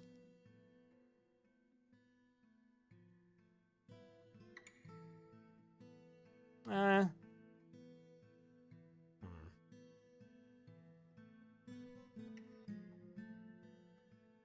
suddenly kind of tempted to do a specific role for that one dwarf, but also I kind of don't want to do that. All right, let's start building a space for this dwarf. One of the first things I got to do is just make a coffin. This tomb is just going to be assigned to Felicity.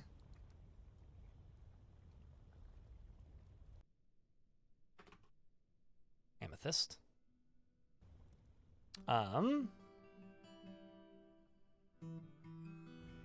These are where I've been putting all of the offices. So, most certainly cram one in up here.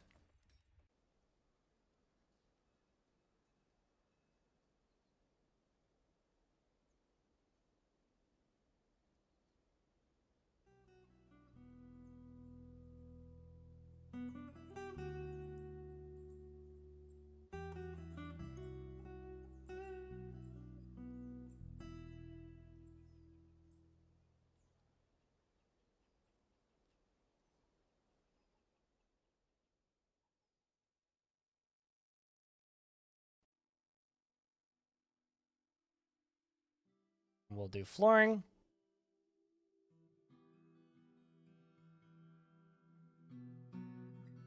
Bedroom we can do last.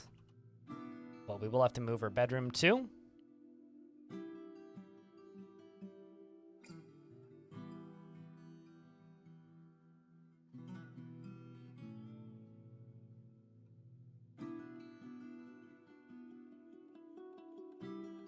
You mean we borrow them by attacking the goblins and stealing them?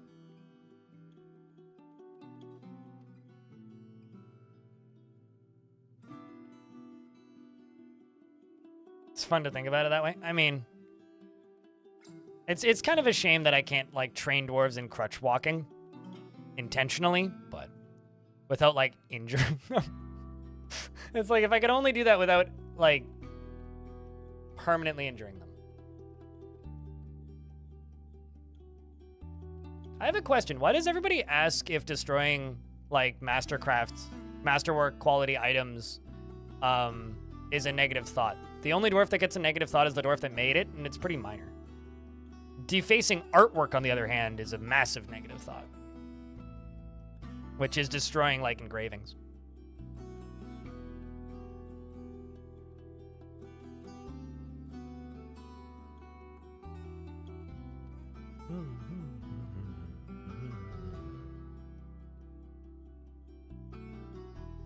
Yeah, there's plenty of things in Dwarf Fortress that don't work the way that it's fun to think about, but it's still fun to think about it.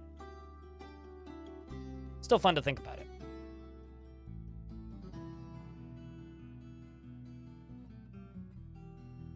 Alright, so now we sit here and just let the dwarves assemble a new office. Do I have... Okay, I have 1 steel throne, 2 steel tables. That'll do. So I can start off by getting... Okay, so I need some weapon racks then. Let's do raw... let's do steel weapon rack. Let's just do 10. Steel armor stand. We'll do 10. Cabinets. Yes, I do. I'd also still have chests. Yes, I do. Sweet.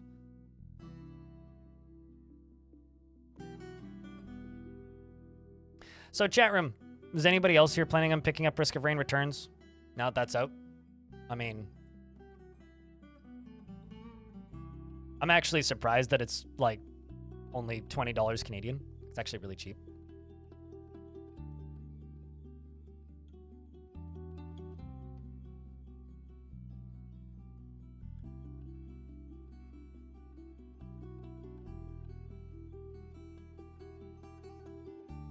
You probably will.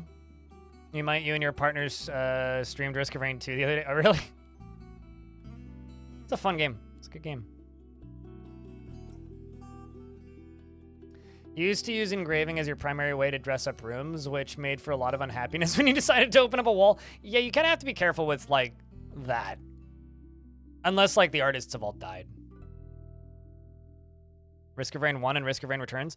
Risk of Rain Returns has a lot of new content from Risk of Rain 1. And also the multiplayer works. I mean, I guess theoretically the multiplayer would work in Risk of Rain 1, but in Risk of Rain 1, you have to use Hamachi. So let's just say that the multiplayer doesn't work in Risk of Rain 1. I mean, it barely worked back when it was new. Actually making that game work is like something.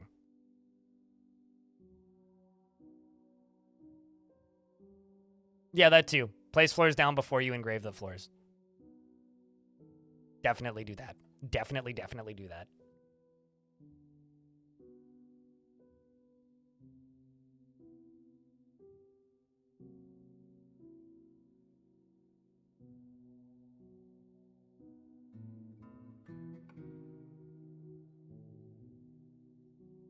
All right, so this is going to be an office because Amethyst is now officially a noble. So Amethyst and the passed away Salty Tempest now technically have access to this office. We need 2 chests. Currently you have none. And we need to get you a better bedroom. Actually, just realized, I don't think, do I have specific bedrooms for any of these nobles? I don't actually think I do.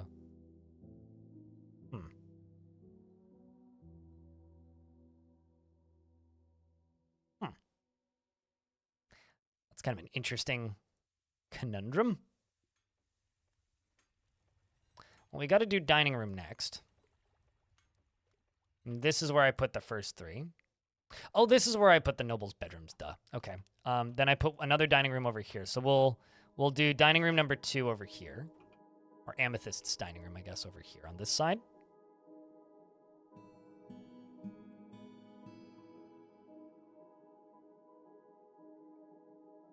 Put Amethyst's dining room right here.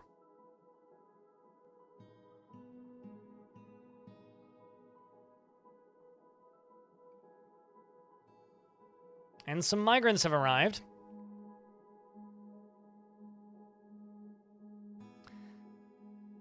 You're going to have a hell couple of hours. You're auditing for your personal work project. Oh, good luck.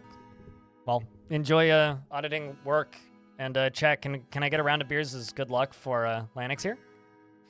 Chat room, if you do not currently have a dwarf and would like a dwarf, say pick me.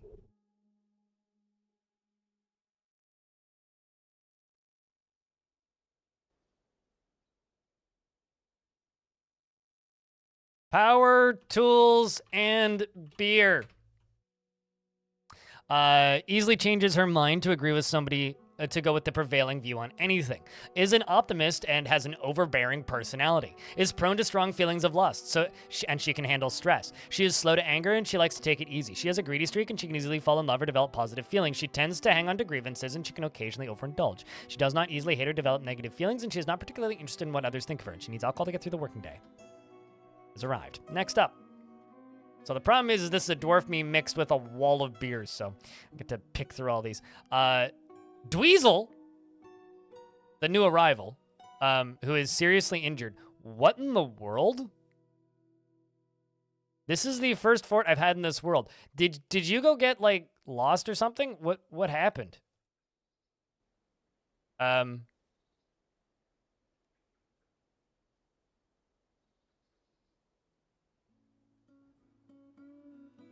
This dwarf must have previously been in the military. Because I did have one squad get lost. Huh.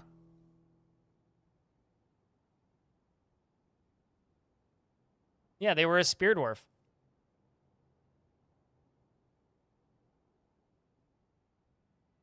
Yeah, they were last here in 359.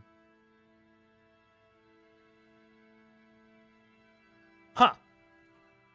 Well, I will re-add them to the military. Because they are an expert spear dwarf, but like...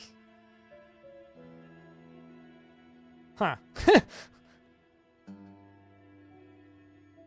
Hopefully somebody comes and rescues you. Next up, we have... who's up here? Nodo Casa.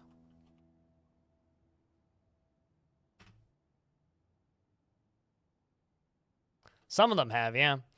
Nodo Casa has an overbearing personality and forms only fleeting and rare emotional bonds with others, and doesn't often feel envious of others, and acts with little determination and confidence. Is somewhat quarrelsome and is bothered by this, since he values friendship. He is trusting and he doesn't try to get things done perfectly. He does not try to get things done perfectly. He does not go out of his way to help others, and he likes to keep his things practical, without delving too deeply into the abstract. He is often nervous and does not easily fall in love, and rarely develops positive feelings. He becomes very rigid when he's angry, and snaps his fingers when he's bored, and rolls his eyes when he's exasperated and needs alcohol to get through the working day.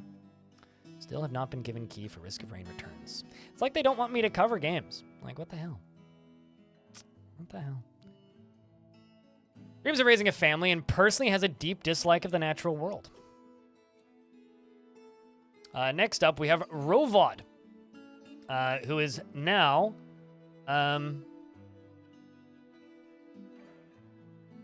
Aegis.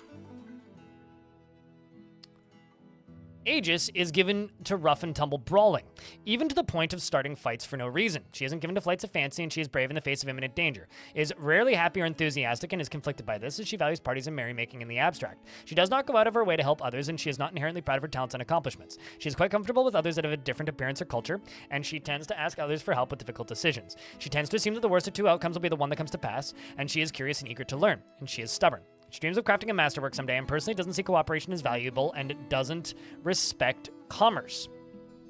And she's married to Ezem, who's Nodo Casa. So these two are married. So Aegis and Nodo Casa, congratulations, you're now a happy couple. Or unhappy couple. You guys can fight it out, I don't care. Next up, we have...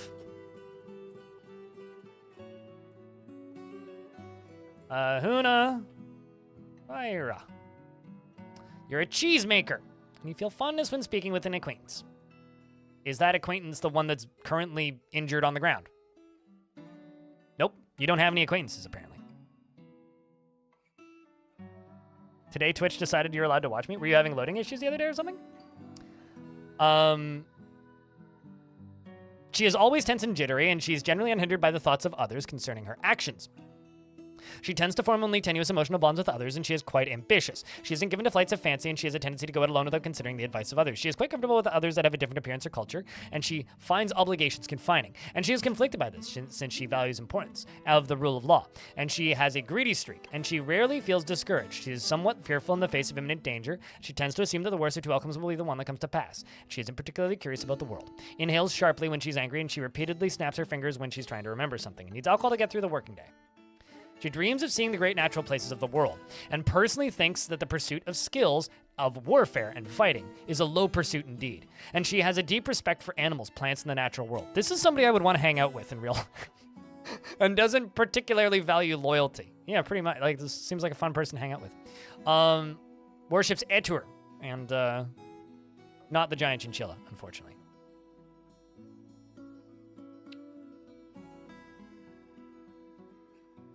Next up here we have Wait, what?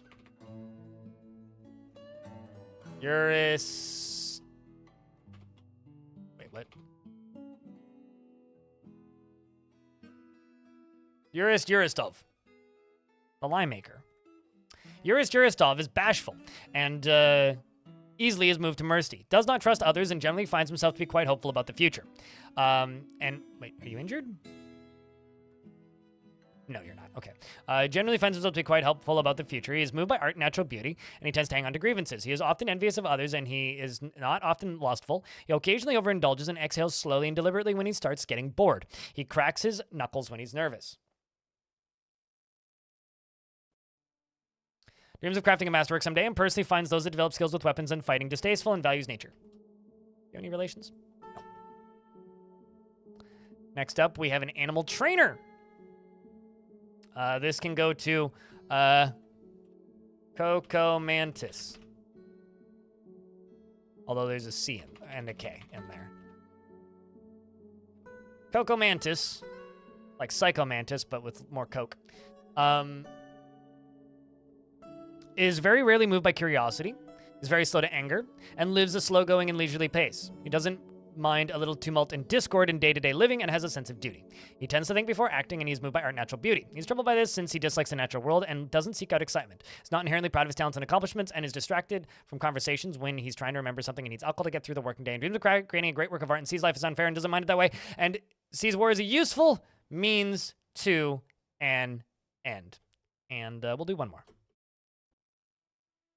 This last one is Madame Claiborne. Has a strong sense of duty and tends to be a little tight with resources when working on projects. Has a tendency to go it alone without considering the advice of others and enjoys the company of others. Is not particularly ambitious and tends to think before acting. Does not easily hate or develop negative feelings and is curious about the world. Does not go out of her way to help others and has a greedy streak and sticks out her tongue when she's thinking. She dreams of crafting a masterwork someday and personally respects the development of a skill and doesn't see the point in merrymaking. So we're gonna go need for training. Actually, let's go arrival order. Because you and Urist, you two can military. Now let's see, is somebody coming to...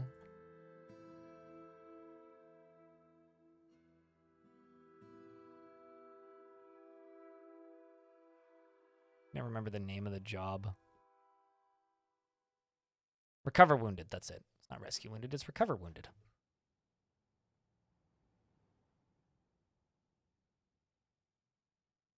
Masterworks are pretty pog. I think that also was actually the last migrant too.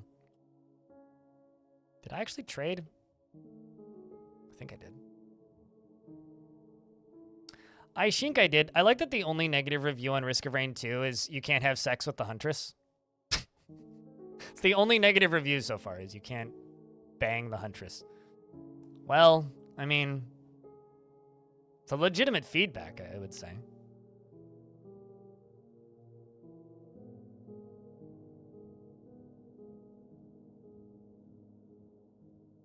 It's like Coho Mantis. You're not of native things, so C is a different letter, and you've gotten used to it being called Coco Mantis. Okay, I'll just call you Mantis if that works. Why though? I don't know. I'm being facetious. It's not actually legitimate feedback. I just think it's funny.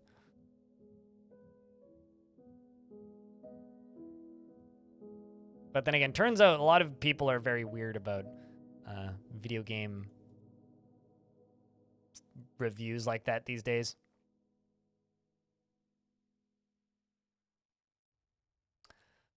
All right, so you've lost the ability to stand because your right foot is gone.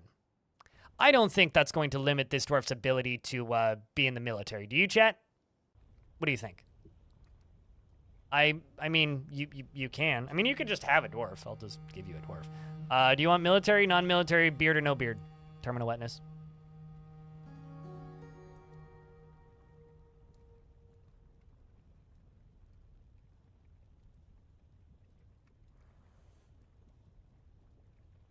Also, Dweezil's very upset. I don't blame Dweezil for being very upset though. Military beard.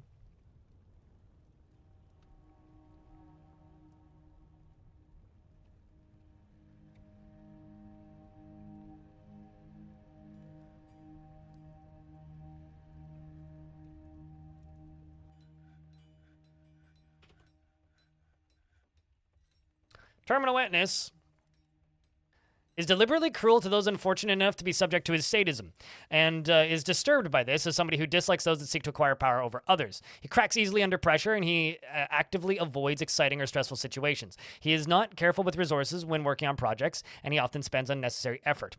He tends to ask others for help with decision-making, and he has a sense of duty. He is curious and eager to learn, and he takes offered help and gifts without feeling particularly grateful. He generally acts with a narrow focus on the current activity and often feels envious of others and often feels lustful and is not particularly interested in what others think of him, needs alcohol to get through the working day, and only grumbles mildly at crappy weather and doesn't really care about anything anymore. Dreams of raising a family and personally strongly believes that a peaceful and ordered society without deceit is best, and has a negative view of those who exercise power over others, has very few friends, and is a militia dwarf of the ageless creation.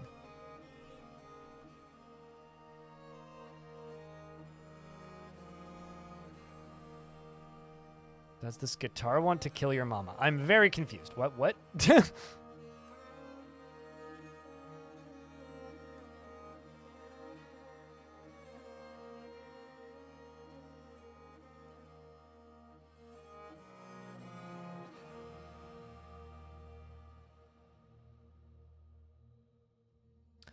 Oh, okay, fair enough. I'm not even remotely versed in the Zappa verse, so I will smile and nod and assume that that is accurate.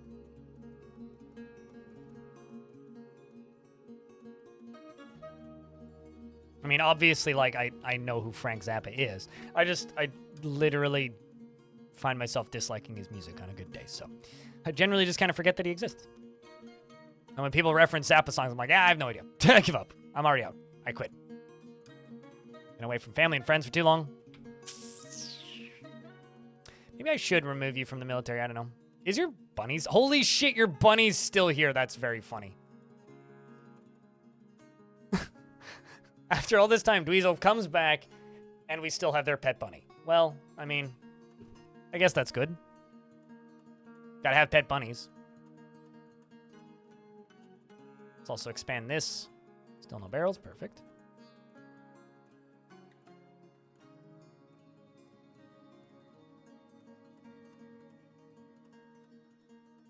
We're still making steel. Still making steel.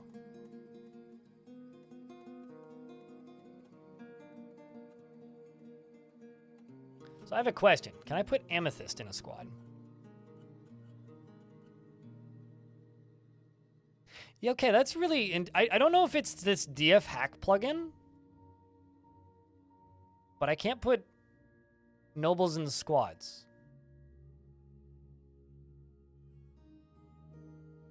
Without their gear. Yeah, there's some strange... Like, that's a bug I would really like to see fixed. Unless it's, like, turned into an actual mechanic where it says that they defected or something. Which I'd be okay with. I think it would be really neat to have, like, a super untrustworthy dwarf, like, go off and then defect or whatever. I think that would be really interesting.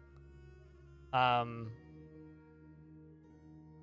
I'm not super keen on the idea of, like, you know, kind of what we have right now, I guess. So I've destroyed this tower.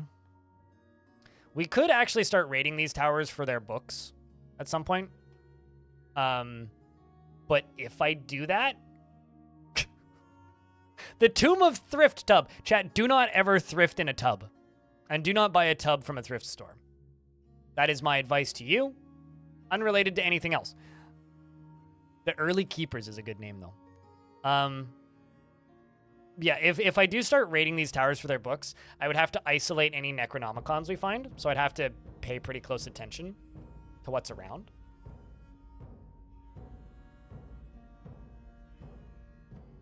And we'd have to be pretty careful. Otherwise, I could end up, like, screwing myself over. Would you agree? Because I don't really want to erupt into Necromancy. At least, not yet. Kind of not for a while, even. Ideally. Necrobook's bad. Book, Dwarf read it. Dwarf turn into Necromancer. So, if that is bad for your current playthrough, yes, bad. If that is not bad for your current playthrough, then fine, I guess. But for me, yeah, kind of bad. All right, so down here, this is going to be a new barracks.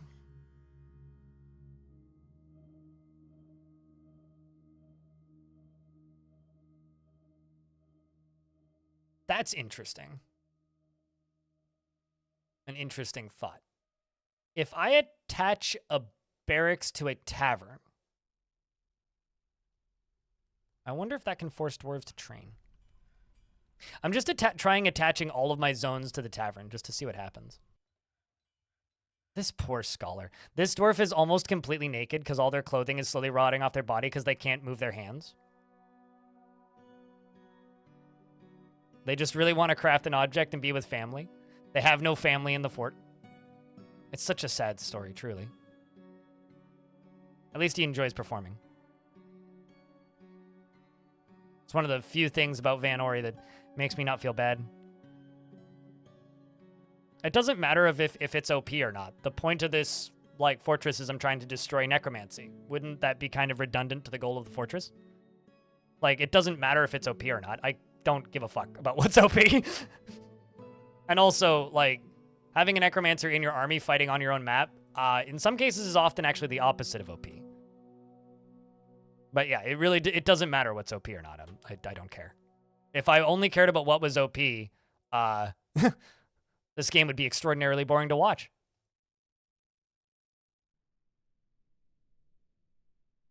It's got really nothing to do with that.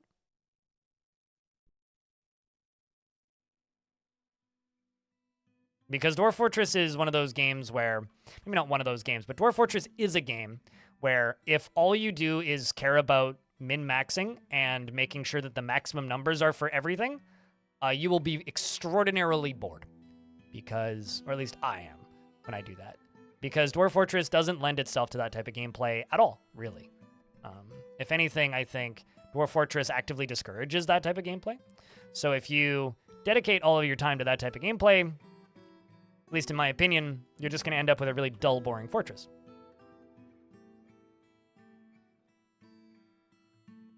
You have arrived. Congratulations on a successful arrival.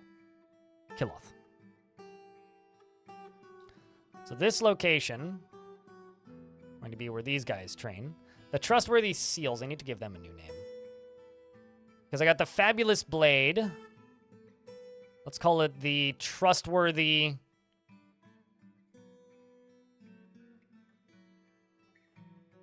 I was going to say arms, but... Trustworthy Armory. Why don't we call it that? The Trustworthy Armory.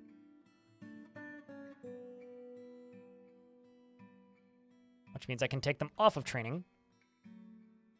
Over here.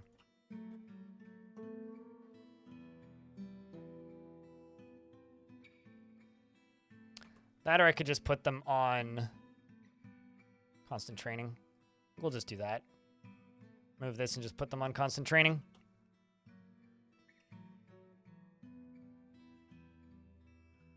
Probably healthier for them anyway. And this, I'm going to connect you to that. And then this, I'm going to connect you to that.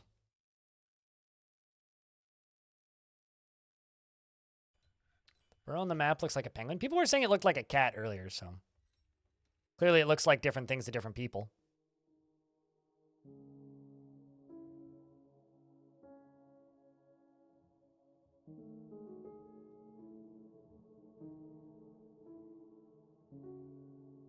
So now I'm curious if dwarves will just come over here and hang out. And I should also give them some more chairs and tables. Although I only have a chair and a table. Time to make some more steel thrones and tables.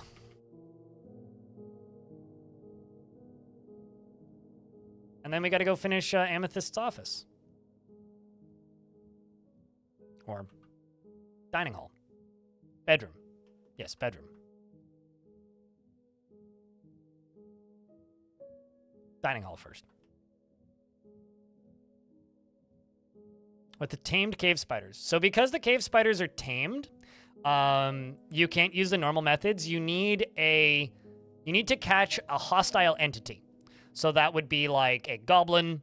That would be like anything that invades you, basically. An agitated animal, something along that line. You need to catch a hostile entity. Once you've caught a hostile entity, I will give you a real quick diagram on how to make it into a silk farm. Put your creature on a chain, right? Chain. Then what you need is you need a way of catching and then uncatching the hostile entity. So basically what you'd want to do, I would say, would be put them in a box, like a square, with fortifications around the edge. Or at least fortifications on... Well, it's tricky. It's actually way easier to do it if it was a wild cave spider. But basically what you need is you need to put it in a cage. And then release it into a room. And then it'll shoot through the fortifications into that room. And then you'd need basically like a room about this big, I would say. And then you'd need a cage trap right here, and then you'd need a door right here. When you pull a lever, it locks the door that's here and releases the cage, and you lock the door over here manually. Then you let your cave spider shoot through its like 1 tile wide fortification area here where it lives, like right there. It'll shoot its webs, and then you unlock this door once it's full of webs, and the character will run this way and get caught in a cage trap, and then you replace the cage trap, reconnect the lever, and start the setup again. I think that you're actually better off using not tamed creatures, because then the setup is much easier, but... they do not shoot webs, no. Oh, you're not talking about giant cave spiders. You're talking about vermin cave spiders. Yeah, you just have to pasture them, like release them into a location. Like it doesn't. Taming cave spiders is pointless. Is I guess what I have to say to that. And also, maybe actually don't do that, because your dwarves are gonna be constantly running into that area, and if they get cave spider bites, it gives a permanent debuff, which sucks. So I would actually say don't do that. Like at all.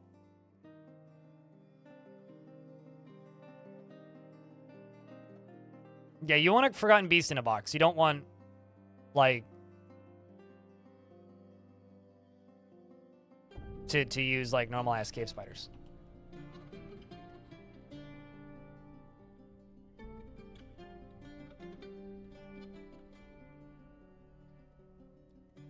Might just leave this stairwell here, because the stairwell apparently just goes to nothing. So I think we'll just pave over it. Stairs? What stairs? Never even heard of stairs. Never seen stairs in my life.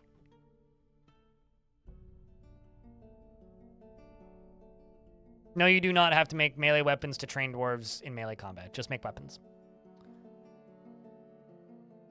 They used to just fight when training, which would cause them to hurt each other and injure each other, but that got removed from the game a bajillion years ago. And ever since that got removed from the game, it stopped being an issue. So yeah, you just don't worry about it. Yeah, for the Forgotten Beast in a box, yeah. But if it's a tame giant cave spider, then you'd need to use an enemy, so you'd have to recatch the enemy, so there's no point in using a bridge on that side then.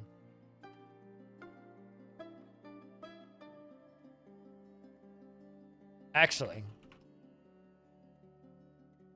Motherfucker. Where are you still getting pigtail cloth from?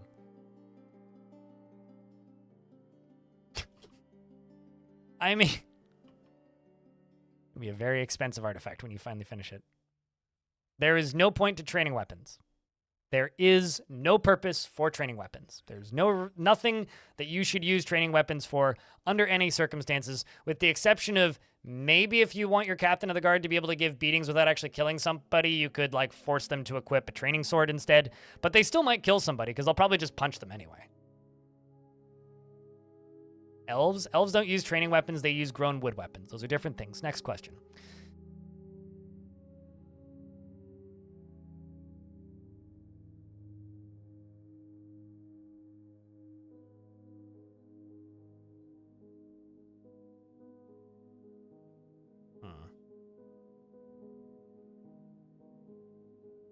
What can I put in here?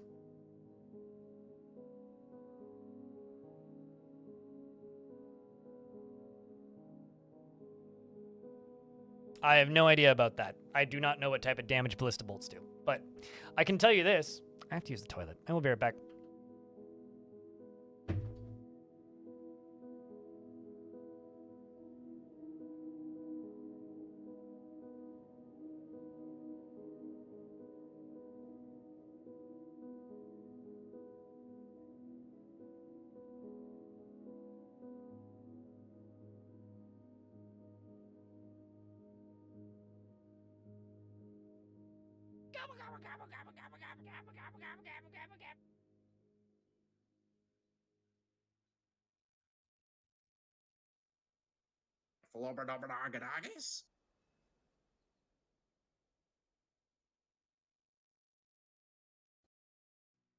See how he bites off the shell to get at the nut?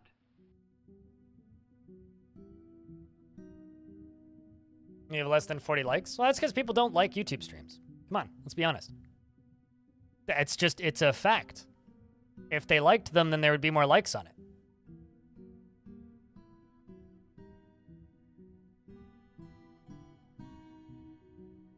Used to set up rooms with vampires repeatedly hitting a lever to trigger weapon traps that needed training in weapons and dwarves and whatever that skill was.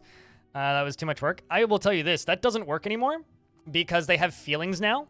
That worked back when stress was like a non-consequence. But what happens now is they start getting stressed over time because they get bored. And then they want to go speak with the mayor to go complain at somebody in charge. And then they cease doing all jobs because they get locked on the attend meeting job. This job, which is they try and leave the room to talk to a mayor. So the way you do that now is you set up a minecart loop with a pressure plate.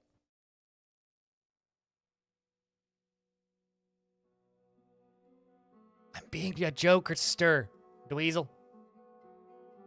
Also, I timed my toilet break badly. There's an ad running now. Crumble.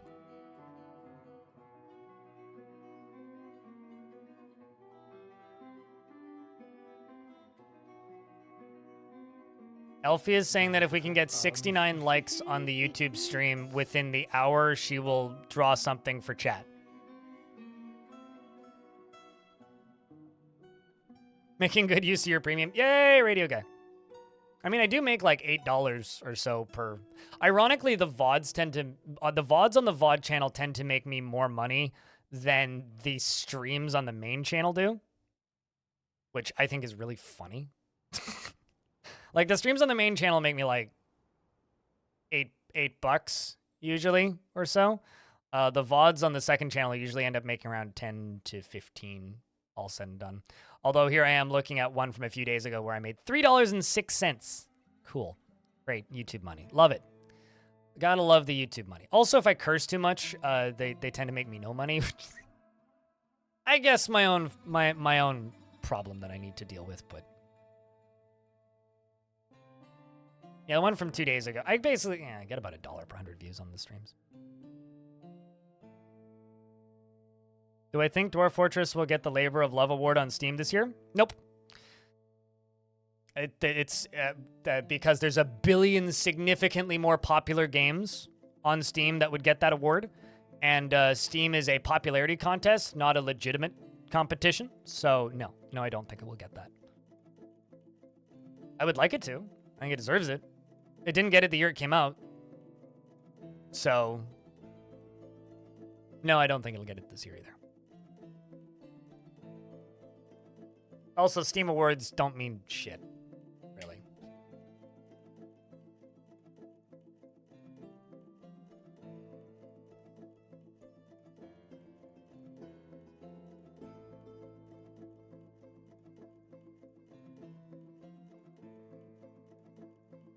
Is this to keep our vampire accountants happy?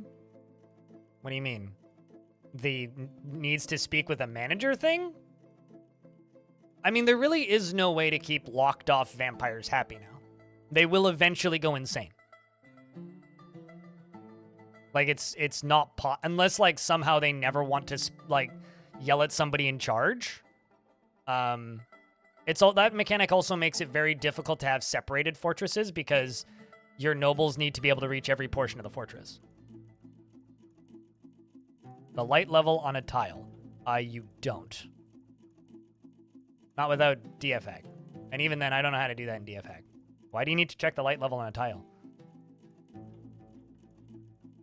All right.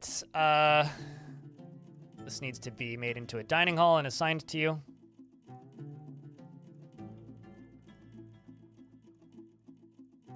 Yeah, so that's dining hall. Amethyst now just needs a better bedroom. Can I make your bedroom nicer, or do I need to actually... I should actually just give you a bedroom. Where is your current room? Your modest quarters are right here. I will just give them to the militia commander, and we'll just make you a bedroom real quick. Because your new bedroom is going to go up here.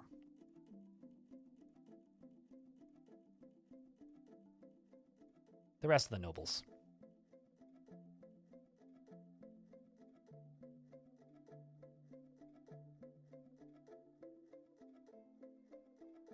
Light level matters if you're trying to grow stuff above ground, as I understand it. Or if cave adaptation was a concern. Cave adaptation is not currently a concern. Basically, once a tile has seen the sky, it has light. And then you can seal it off. So basically, if you want a tile to be lit so that you can farm there, seal it off, or dig a spot so that it can see the sky, and then get rid of it. Is there a way to inspect a tile? Not without DF hack, and I don't know how to do that in DF hack. I'm just gonna be completely honest with you. I do not know how to do that. Why are you trying to find the light level? Why does it matter? There is like almost no mechanics that actually matter with this, except for farming, and that's very easy.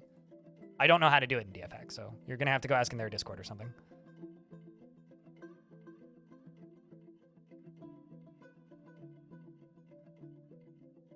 Absolutely crazy about a dream about a dark fortress and the third layer fortresses from earlier versions, and you were so happy seeing Slade constructed walls. Sadly, you woke up. Oh, well, rest in peace. Well, I guess. Wake in peace? That's going all right, Bob. Plan for today is Dwarf Fortress and then some Risk of Rain. The premier West Coast of Canada simulator. Or Britain simulator. Or other place in the world where it rains a lot and it's a joke. Haha, simulator.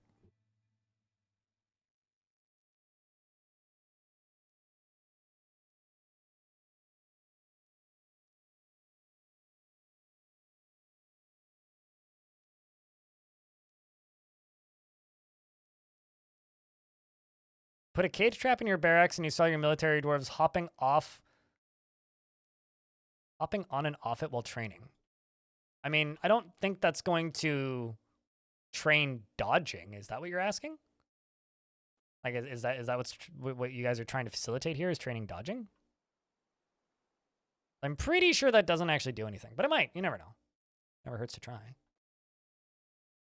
I do know that if they lie down on the trap, they will get caught in it, so you may end up catching some of your dwarves in a cage trap.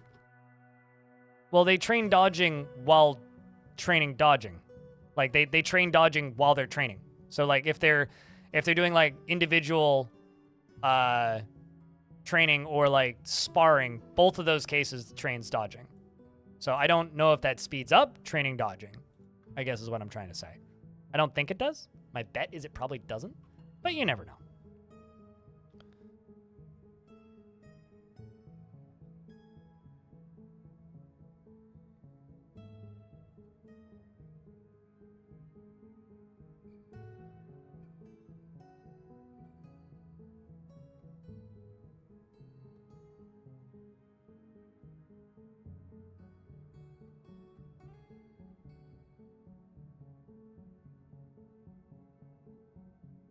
Yes. Because dodging is one of the things that they just train. Basically, I think this is one of these, like, correlation, not causation things.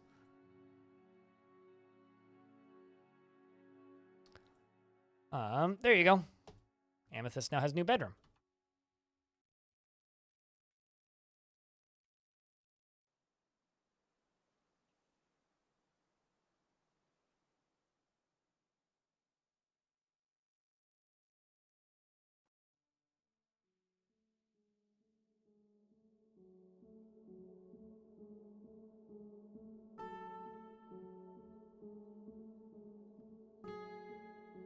That's all they have unmet needs for?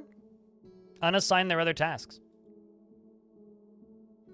Do you have the right god available? They may also want to pray in a specific religion's temple that you don't have built.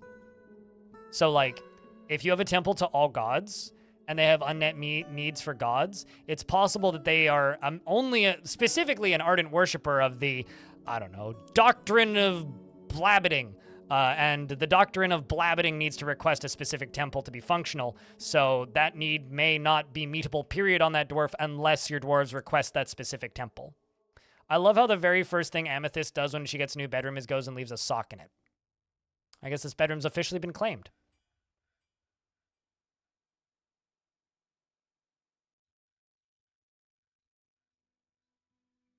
It's like a pet's officially moved into your house once they've shit on the floor.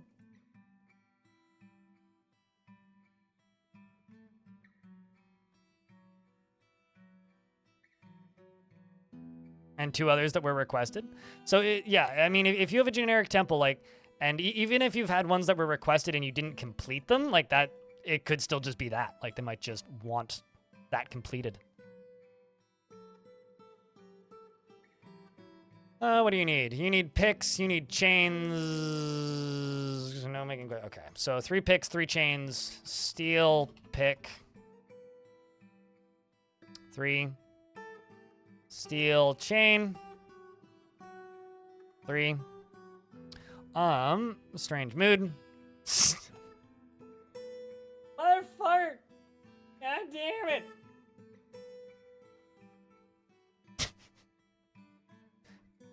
Carry on, Dwarf. I just do our mox work. Attacking sharks. Our glorious manager. I think you're the manager. No, you're the broker. Yes, you are the broker. You're still alive in the fort and your beard's big. Thanks for the 7th month. Welcome back, dude.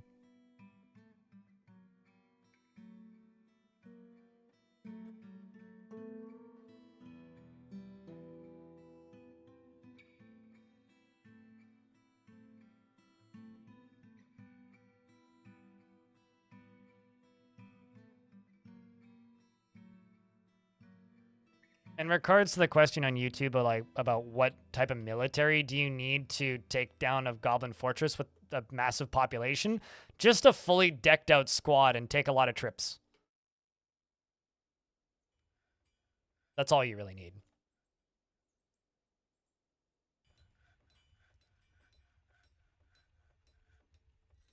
A copper shield, a copper pick from that. Spot's been pushed back quite a bit. Let's go rush some more towers. Send my 2 squads. And we are going to go pillage this tower.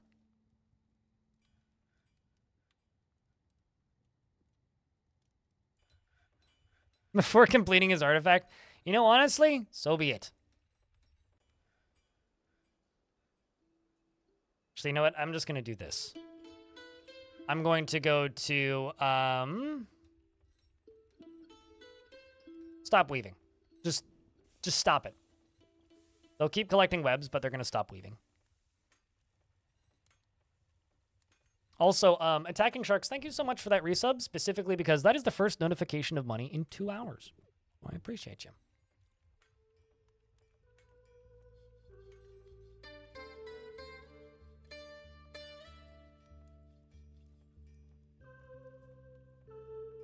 The easiest way to understand the military attacks is that each battle is a one-on-one fight. Yeah, but the battles may be a one-on-one fight, or they may be a one-on-one fight between a group and a group. So it's either a one-on-one fight between dude and dude, or it's a one-on-one fight between group of dudes and group of dudes.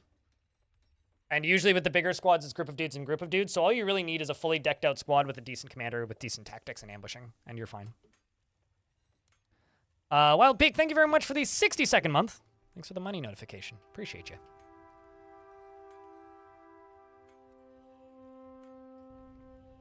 Layers up here doing. Slowly getting cleared out. This area will look a lot nicer once all these boulders are out of here.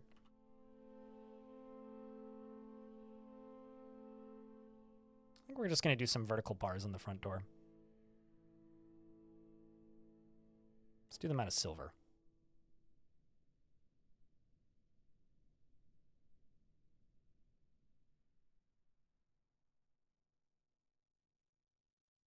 I'm actually going to move these tables.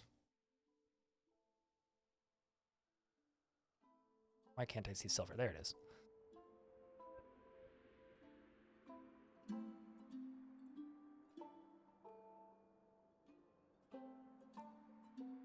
Speaking of money notifications. There we go.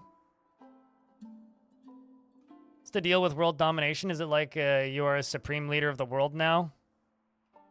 Have the achievement now F off? What, with Dwarf Fortress? I mean, there's really no reward for world domination. It's congratulations, you've completely disrupted the fabric of society and everybody hates you. It's actually how it ends up working usually.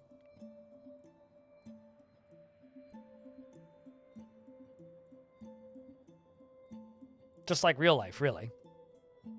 It's like, yay, everybody hates you now. Congrats.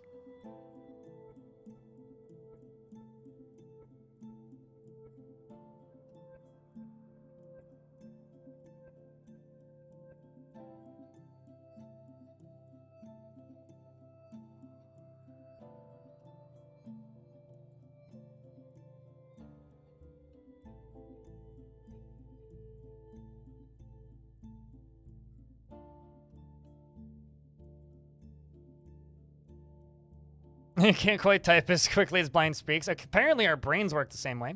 Neezer, you have a good night.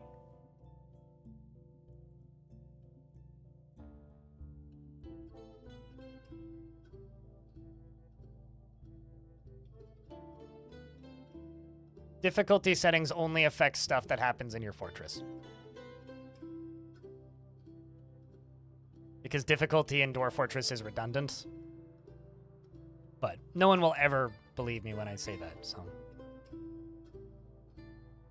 I swear that I fixed the problem of they're still dumping water in a thing, because that's no longer a dump zone. There isn't one here. Where are they dumping water?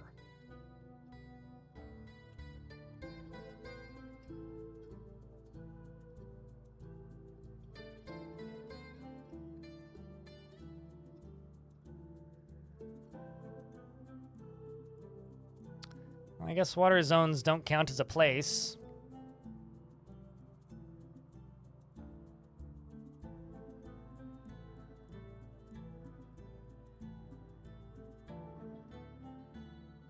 Oh, actually, hold up. No, 3 pit ponds up here at the top. Okay, so there's that.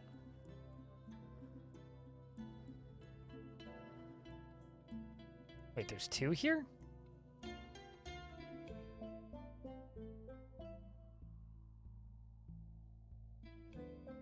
Oh, this is the problem.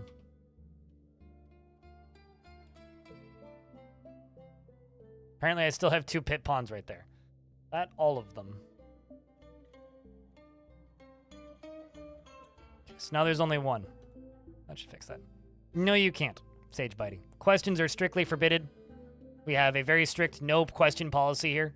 You ask questions, you will be shunned and scolded and shot into the volcano via minecart. Of course, you can ask a question, huh? Blue are deities and yellow are religions, yes. Blue are deities and yellow are a group of people that potentially worship a deity or a group of deities. At least it'll be a thrilling last ride. Yeah, it's a hell of a roller coaster, frankly. Some official roller coaster ratings board gave it a spicy out of 10. I'm very worried, Diamond. Always.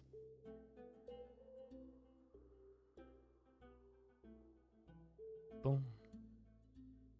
There they go. Just like that. Off they do. Off they go. Sweet. All of my Marks dwarves have bolts equipped, which is good.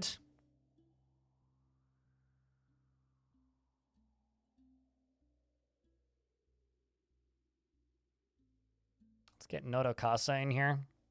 Let's get Aegis in here. And not Fath, you're skilled, Marksdwarf. Put these ones on constantly training. We're brewing drinks from plants, which is blood amaranth beer. Lots of blood amaranth being made. Is Lanix dead? Oh, right, yeah, I was making one of these. Is Lanix dead? No, Lanix is not dead. This is going to go from the foodie area up here.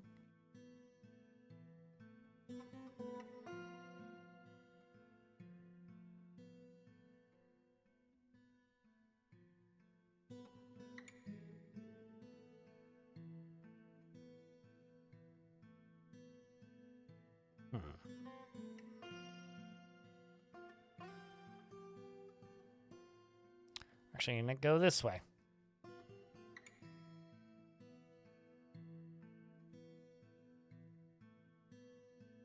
Instead of that way.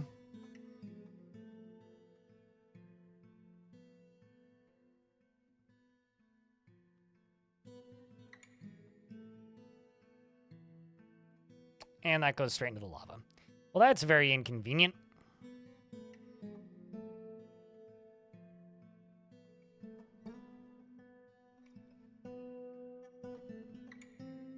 That's also very inconvenient. Maybe I've just kind of screwed this up to the point where I don't know if I can actually fit a decent minecart route in here. Unemployed Shaku, thank you very much for the 10th month. You don't feel like asking questions anymore? Come on! It's joking. Can I not throw a yoke around anymore, or do I just get accused of egging people? But yeah, it's crazy how time flies, Shaku. Genuinely crazy. Maybe this layer turns into the prison. I was going to do something else with this layer, but maybe we make this layer into a prison.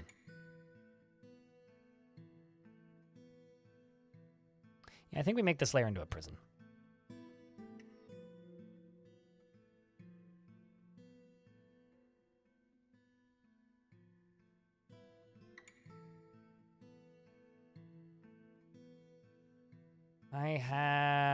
I don't have 230 of literally any block. Sure.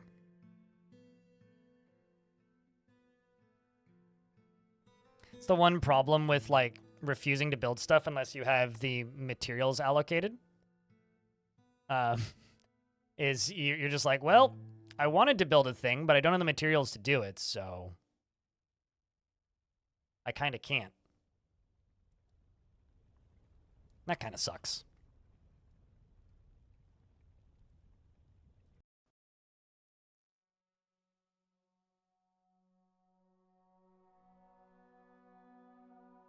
Curry Boglin.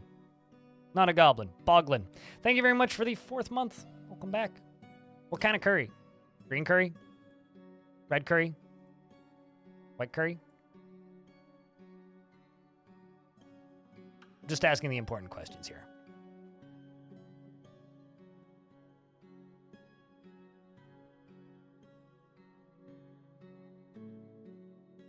Vindaloo. Ooh.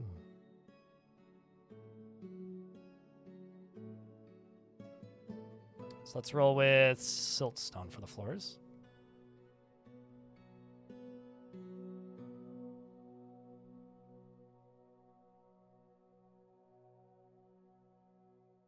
Because currently my prisons kind of suck. So if I can make the prisons nicer, the dwarves will be happier.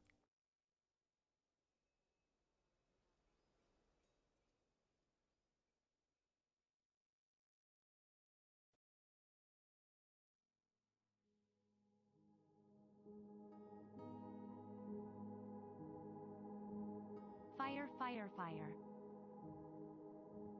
I'm going to be completely honest with you. I don't know why there's like a minute delay on all notifications through Streamlabs. It's getting to the point where I feel like I need to like reach out to them and be like, what is happening? Also, Naki, hello.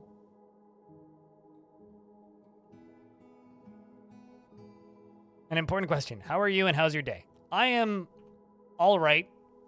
How's my day? I need to check my email again because I'm sitting here and going, do I need to buy Risk of Rain returns or are they going to send me key? I applied for key on a website that distributes keys to people that I don't like using because I think that this website's pretty bad. Poorly designed, poorly laid out, and they send me way too many goddamn emails about Raid Shadow Legends. However, they have posted a thing where you can get key for Risk of Rain returns, which is a game I would really like to play today. However, there's a 15 concurrent viewer requirement, which I think we qualify for, unless they forgot several zeros on there. Anyway, guess what, chat? 5 minutes ago, they finally sent me a key for it.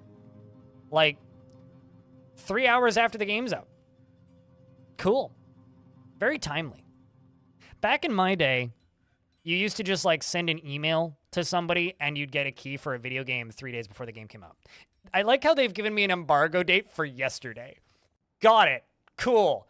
I feel completely inadequate in my existence now.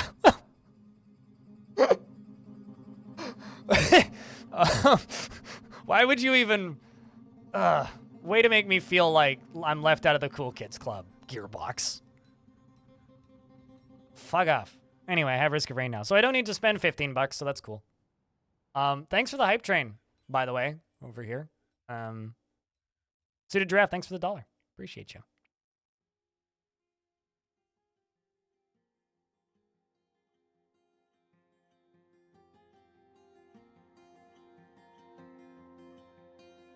into my time. I can set my clock back by a day. It's about the best I could do. You know, unironically, I should do that. Just like set my clock back in a day, and just sit there going, breaking the law, breaking the law. Jokes aside, though, don't break embargoes. Only assholes break embargoes.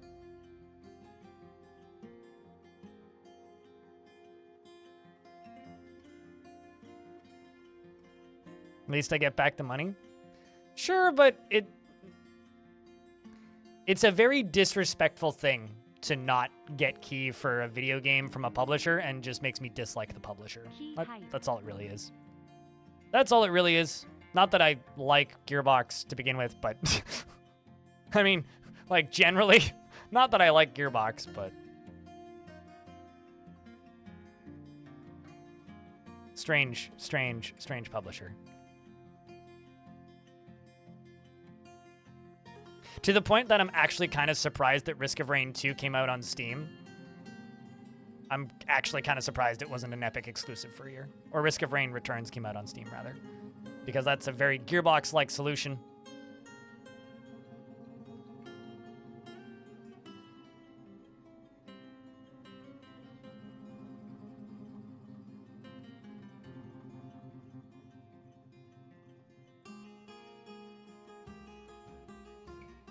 Just a few more to get done here.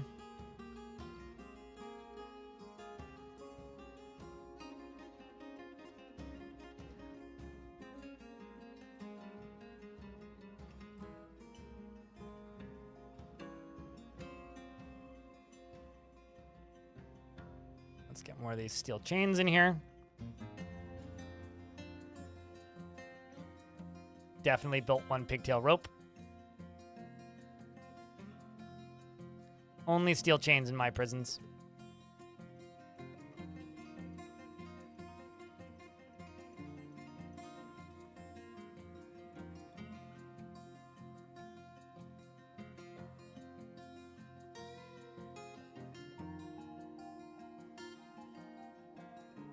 So this up here, no longer a prison. This down here is my dungeon. So I can now convict you of your crimes, Aiden. Of injuring Firehawk, who's definitely committed plenty of crimes on their own times. How do, chat and blind? I'm doing all right, Noel man. So chat room, there is a hype train going on. Chat has had this annoying habit recently of starting hype trains that literally go nowhere. So I will just remind everybody, don't bother starting a hype train unless you're pretty sure that there's enough people to actually run the hype train. Otherwise, it just puts it on cooldown for no reason. And I know that there's a lot of you lovelies out there who like to just start hype trains, which is great. And I appreciate that. However, keep in mind, it's a complete moot point if it doesn't go anywhere. So, shrug.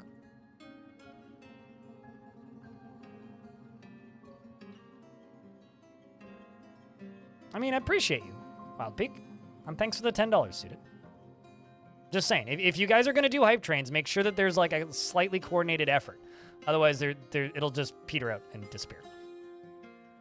And I feel kind of bad if I sit here and just like yell at people to give me money whenever they're running. So, like, at the end of the day, if you're gonna run a hype train, if you're gonna start a hype train, work together with people on it. Giraffe MVP. This is true. This is true.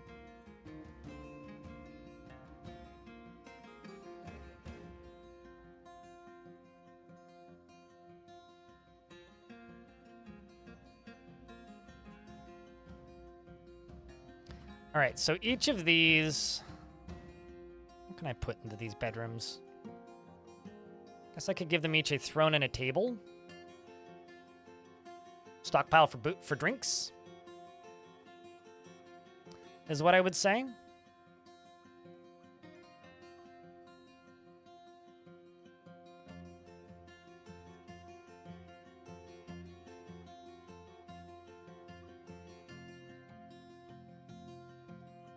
I can't quite recall if it, but Shaku was already taken. One of the auto. It's going all right, Noel man. You starved to death in a mine shaft. I mean, League of Legends is why I have my username, so. And then I retroactively changed a bunch of my usernames to that. This poor dwarf. All right, so we're going to do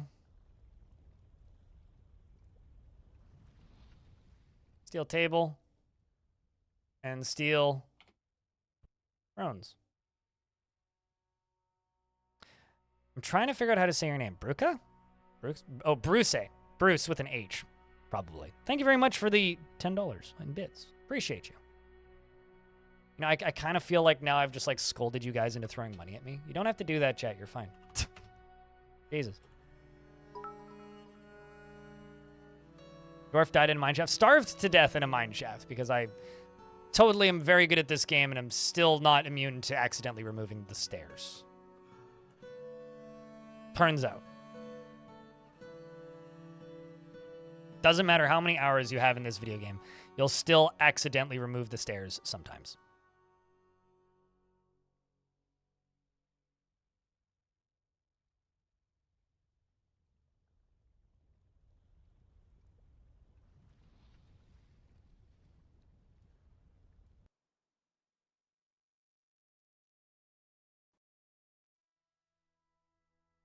Wasn't minecart certified? Definitely. Definitely not. Speaking of dwarves that are also probably not minecart certified, this dwarf is still gathering cloth. He's still going for chest cloth. His clothing is gonna start wearing apart. Oh my god.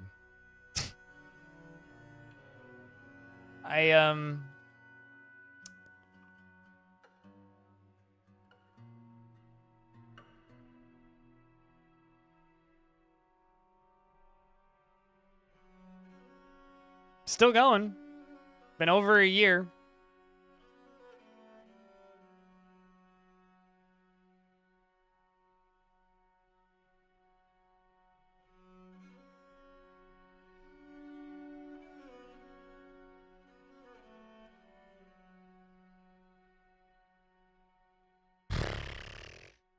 Devil Dawn, thank you very much for the 5-pack of gift subs.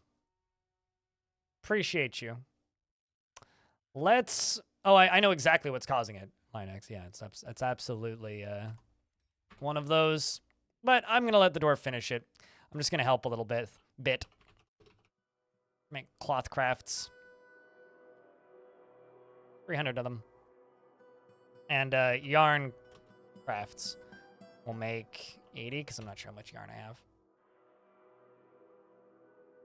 In the same mood for you over a year? Yeah, it's called depression. Been there, done that.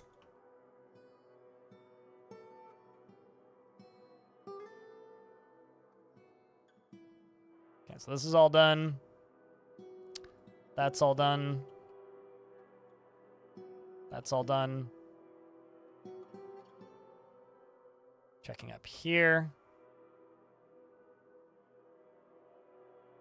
Curious of if dwarves end up hanging out up here. I've connected this. Oh, this is interesting.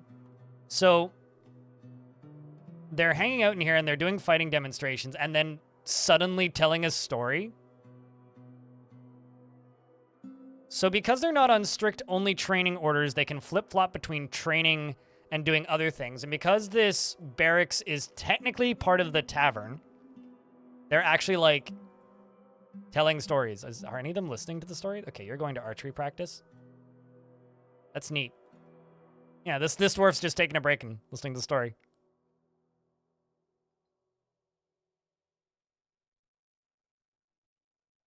That's cool. I'll put a stockpile along the back here for drinks. Prepared meals and drinks. Not a sport bar? More like a boxing rink. And this dwarf's just got bolts landing on their head from training up here because they fall through floors for some reason.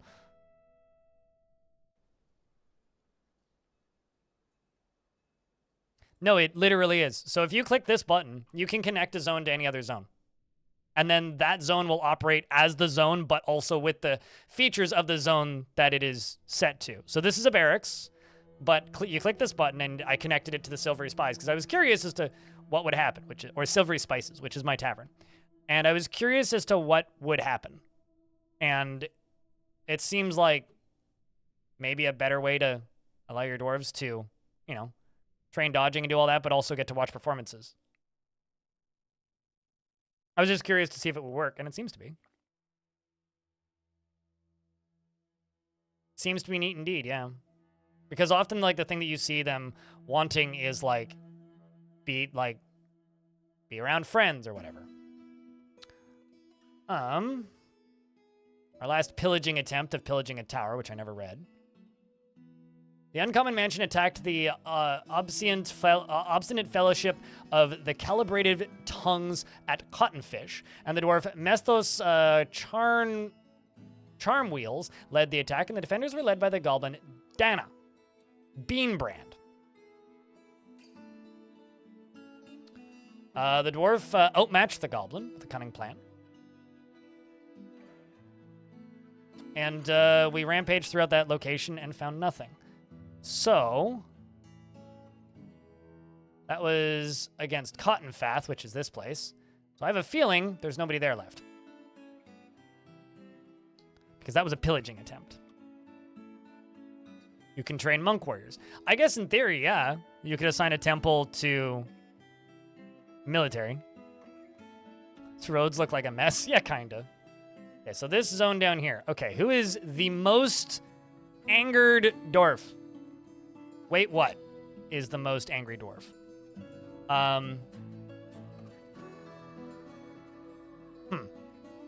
I feel like I can fix that dwarf. Firehawk, on the other hand, I'm not so hopeful for, and they keep tantruming. So Firehawk is going to go and conquer and occupy this location.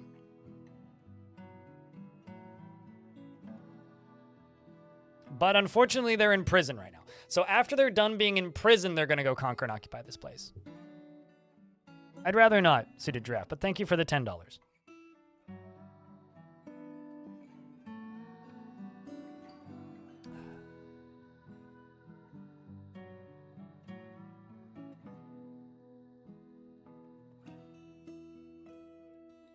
Giraffe pumping the train. Not quite hard enough, but did in fact pump the train.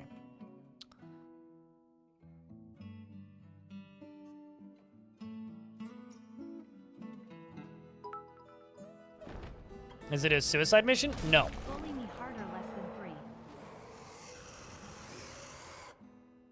The Were-Panda Holy Rain Nethu Abilcock Baru Oslo has come. What in the hell? A large panda twisted into humanoid form. It is crazed for blood and flesh, and its eyes glow chartreuse. Its dark brown hair is short, and even you will know why you fear the night. Immediately frickin' pause the game. Where are you?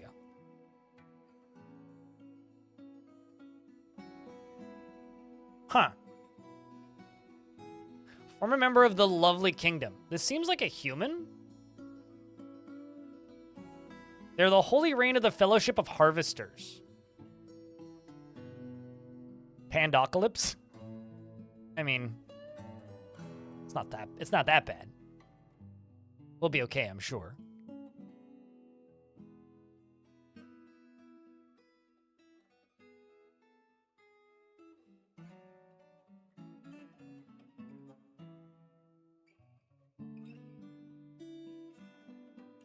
Running down towards the front door. They make it into the fortress. But they haven't actually hit anything just yet. They back up for some reason. They're just standing there. The dwarf, do you see this dwarf just like walk up and go, ah, and run away? Same with this dwarf. You gonna run away? Uh-oh. Dwarf? What? Oh. Well, good timing. So this strange fellow here is now caught out in a very bad spot. So let's send the dwarves to go stab him to death. Have we met any of your family? No, we have. Holy shit, you worship a lot of gods.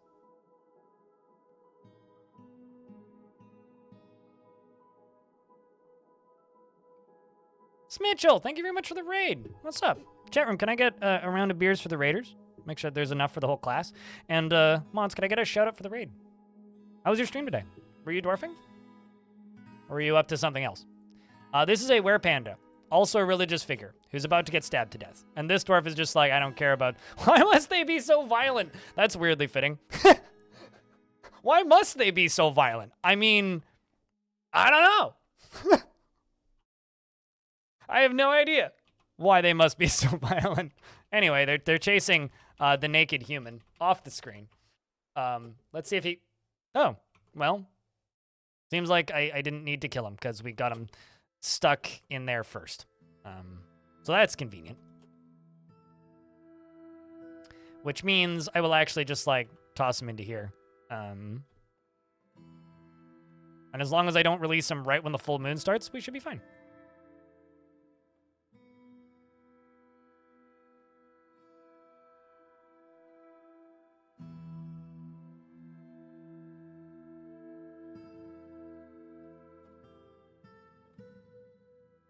I also have, like, a bunch of necromancers in cages, too, which is kind of funny. All right, well, we'll just wait a little bit on that. That's not a huge priority. The priority right now is to pull this lever. That is the current priority, although I also need to turn this off. So, I need this dwarf, or a dwarf, to come over here and pull this lever.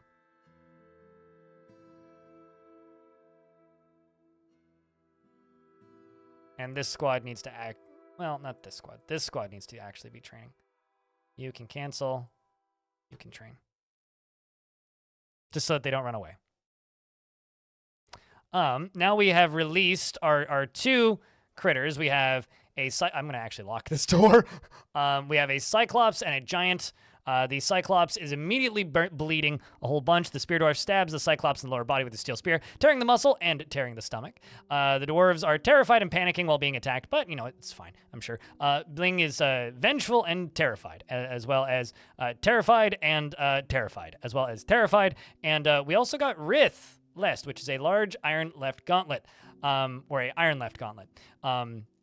This Cyclops is still holding a lot of blood and tears. How about you? Are you holding anything? You're the one with all the artifacts. So the Giant is the one with all the artifacts. The dwarves continue stabbing, and the Cyclops falls extraordinarily quickly. The Giant is experiencing mortal fear, and then gets put down pretty quickly as well. Now we can unlock these and let them go back to what they were doing. And also set these to be chucked. So we can get rid of these. And as for those artifacts, well, I'll have to think of something.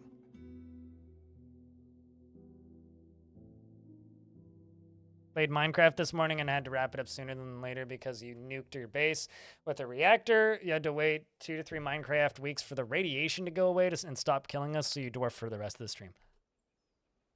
That's the strangest sounding Minecraft I've ever heard, but I'm assuming it's whatever that mod pack you mentioned is.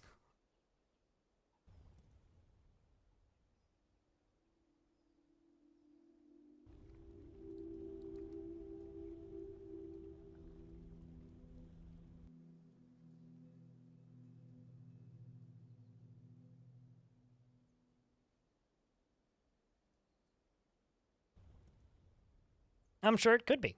I'm sure it could be. As for the military, soldier cannot leave sight. Reason chained up. Pleasure near a fine seat.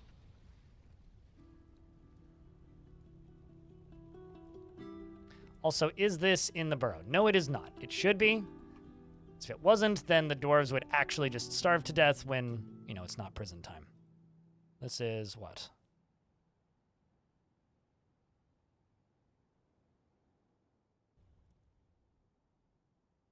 So I can go up to here.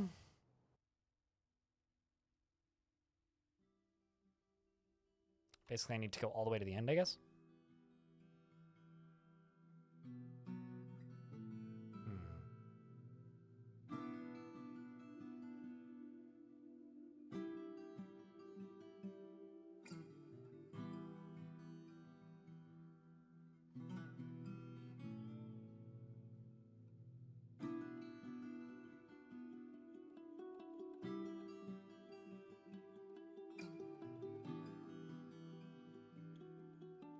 Yeah, you can also just manually assign them to that specific weapon if that's what you want. Which is usually what I end up doing. Just assigning them to a specific weapon if I want them using a very specific weapon.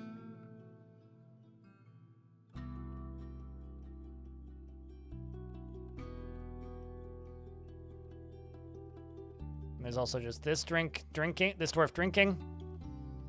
See what you do after you drink. Okay, you go sleep. Well, that's... Now these dwarves are singing. Look at that. Kind of neat.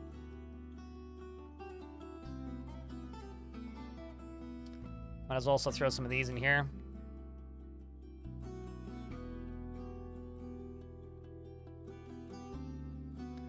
I also lost my tavern keeper because my tavern keeper also happened to be my mayor. But I think I'm gonna set 2 more tavern keepers again. My mayor and this dwarf with a bunch of E's in their name. We now have 2 tavern keepers. 2 of them. We'll see how those go. And we'll see if they start doing their job, you know, as they're supposed to. Serving drinks.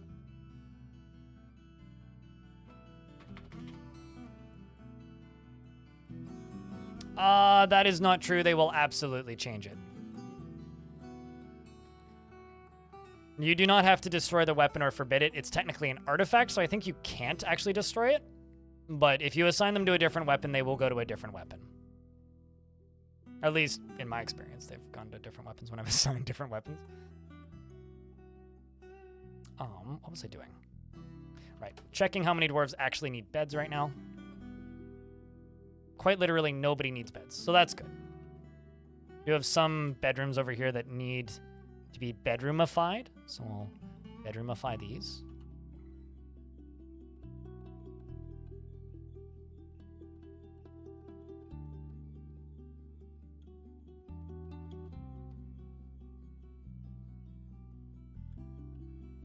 Looking for bedrooms that are missing furniture pieces.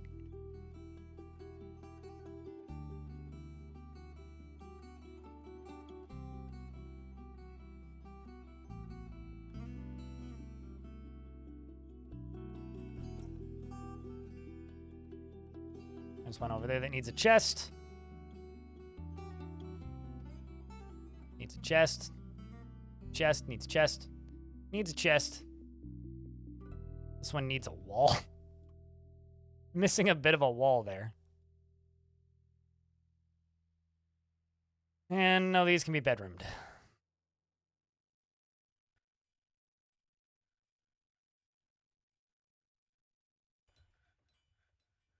Firehawk is throwing a tantrum again. Great. They become artifacts. They lose the meltdownable option.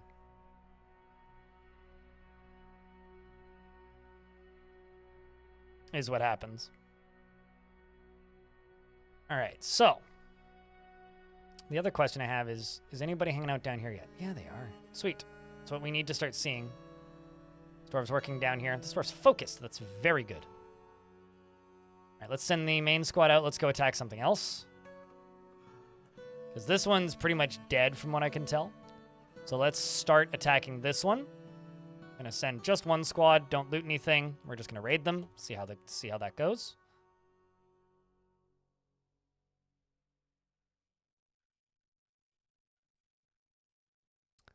You're still continuing to make rock blocks. I'm going to make a little rock block stockpile over here, or set of stockpiles, I guess, but they'll technically be 1. And this is just going to be for stone, but no metal ores, and no chalk, and no coal, and also don't need clay, so just, I guess, economic and other stone. And we can put 3 wheelbarrows in that.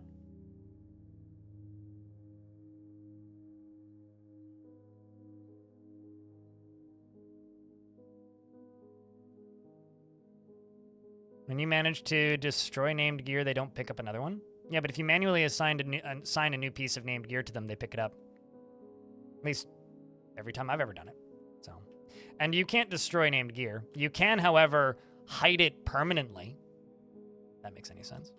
Hiding an item permanently is like crushing it under a drawbridge, which can Oh, board guy finally died of depression. Well, that's probably for the best.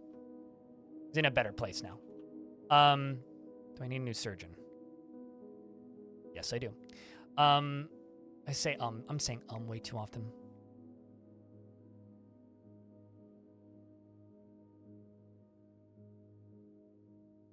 Why don't you have a sprite? Cat and shawl?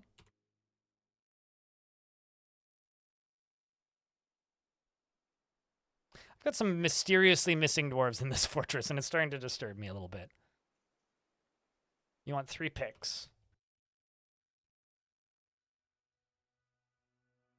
Steel pick. I'll make 3 of them. Turns out I got lots of steel, so that's no real problem. Also working through those cloth crafts. How's that strange mood doing? Still going. But he's still going. You're too lazy to micro gear? I'm just saying, you can force them to pick up a new weapon. Filter words. Yeah, it don't work. Don't work. Not how brain work.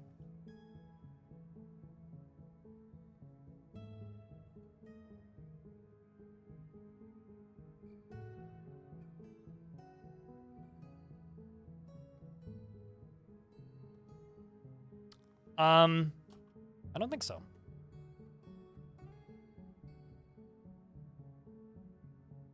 Yep, you can.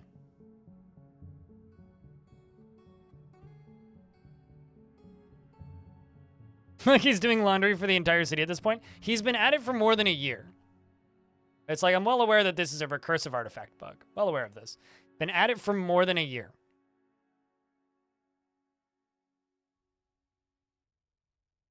No, he's definitely grabbing cloth. He definitely wasn't grabbing stone, so I don't know where you got this stone thing before, or stone thing from. He's definitely still grabbing cloth.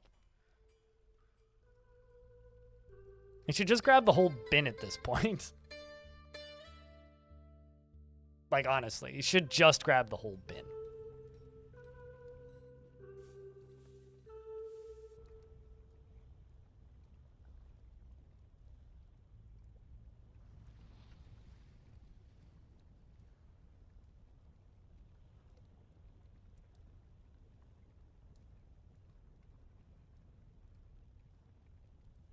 Is there no end to that, madam? Just move the stockpile to him. That would be way too simple. I don't care. Like, you can finish it eventually. I don't care about him finishing it quicker.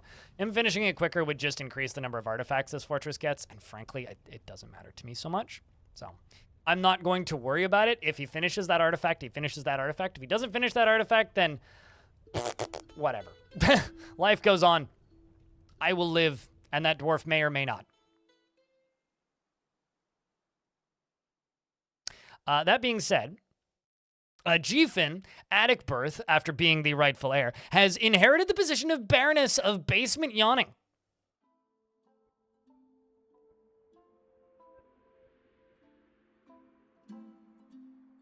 Congratulations, Jiefin, on your new job acquirement.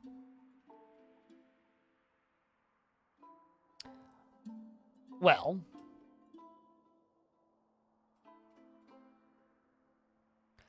Oh. Well, that makes sense. So, Amethyst just died of old age. I'm going to double check this. That died of old age. So Amethyst became a Baron and has now passed of old age. So Jiefin, her kid, is now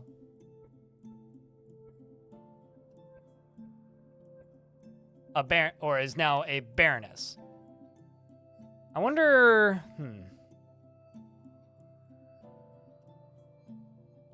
It's a little weird that you didn't become the baroness of my fortress.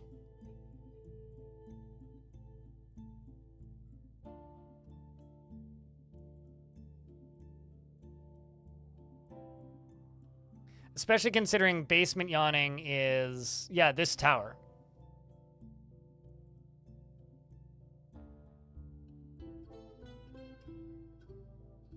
Well, I guess it's still technically, like, a part of my fortress's area, I suppose. You're nodding off at your PC? Well, gotcha. Well, you have a good night. It was good.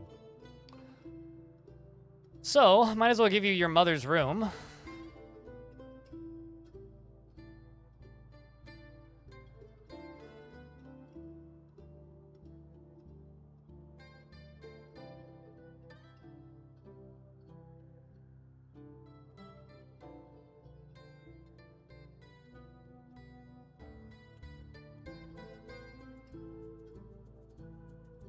You can take your rooms?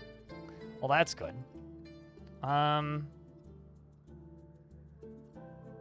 This, that, and then where's the dining room? Actually, can't remember. I know I literally just, there it is. There's the office. G-Fin. Okay, so G-Fin been assigned to everything. Just needs a tomb now. So this is supposed to go to Amethyst. So you can have that one because you've earned it.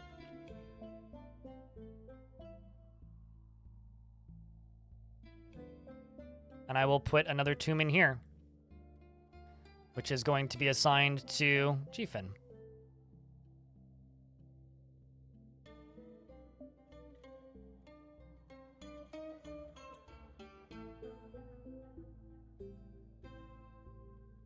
You know what? Let's do this at the other end.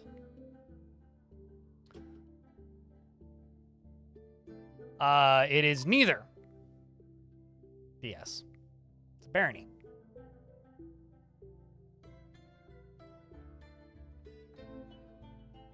That's why I said that they inherited the point of Baroness.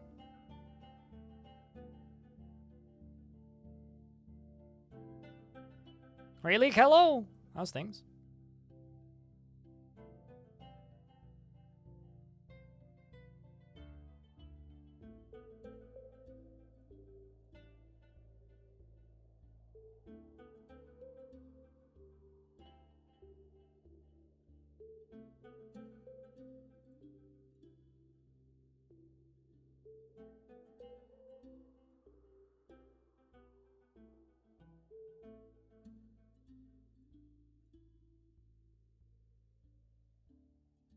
You've been away for a few days and listening from work. I'm pretty sure your dwarf is still alive. Let me double check.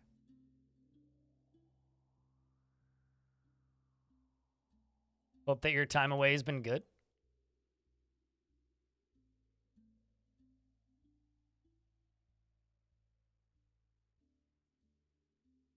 Also, I just realized that the location we're raiding is called Ship Gods. Gods were a captain, I suppose. Although I don't really care if we don't get the king in this fort. It's not really the goal of this fort to become the mountain home, so. Ship, not shit. Ship. As in boat.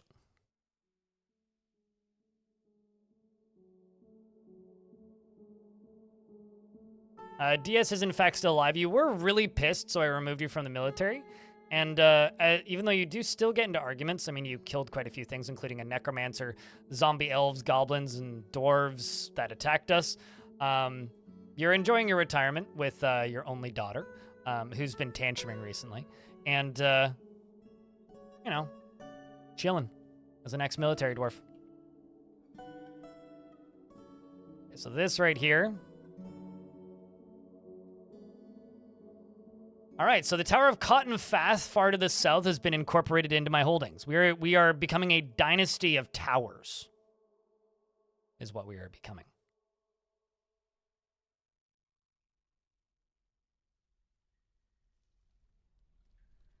Except this is not going to go to board guy. This is not going to go to board guy game. This is not board guy's tomb. This is G-Fin's tomb. Board guy can get one of these tombs over here.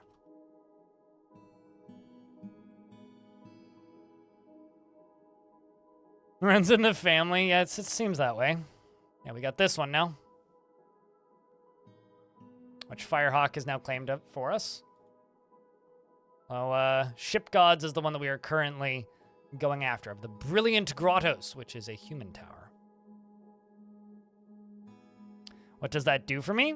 Well, it technically expands the faction. It won't do a lot until I retire the fortress, but basically what it means is those towers are now a part of the faction.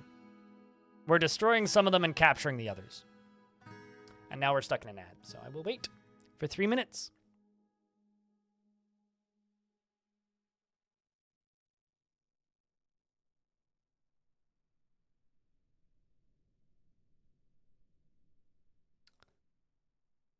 Also, hot damn.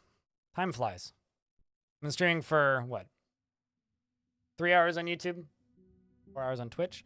I think we'll do another hour of Dwarf Fortress? Another hour? Another hour? And then we'll swap over to Risk of Rain 2. It's going all right, really, Swifty. How are you doing? I'll get lunch before we do the actual game swap.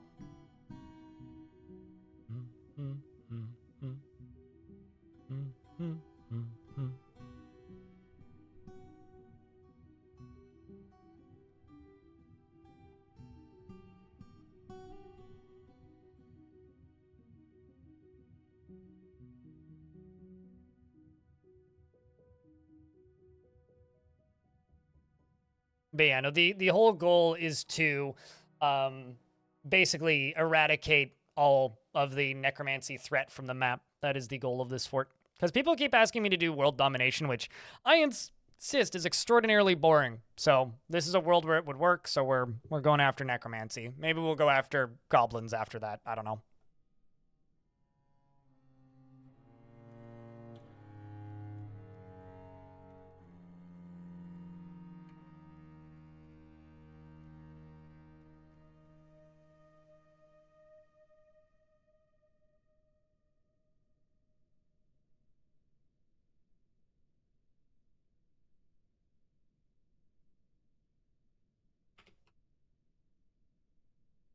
This is the problem with Dwarf Fortress's community, chat. I'm going to finish typing my response. Somebody posts a thing on the Dwarf Fortress subreddit. I still cannot equip bolts. They need to have the right ammo available, which clearly they don't. And then this person says, you have to create a uniform for your crossbow dwarves first and then create a new squad and then select that uniform during the initial squad setup. That's not true. There's a bug where if you reassign or modify the uniform after the initial squad setup, the dwarves forget to pick up bolts. That is not true. It's a totally different bug, but while on topic, don't forget to assign military dwarves socks twice, and then you create your uniform because otherwise they'll only wear one sock at a time. Also not true. This is the problem with Dwarf Fortress. Jesus Christ.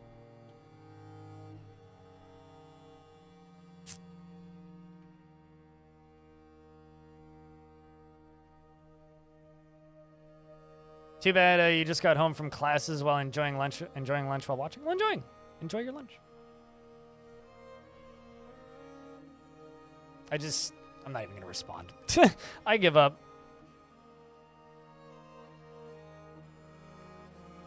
If you're creating a custom uniform and setting them to wear over clothing, and you want to assign socks, you only need to assign one sock.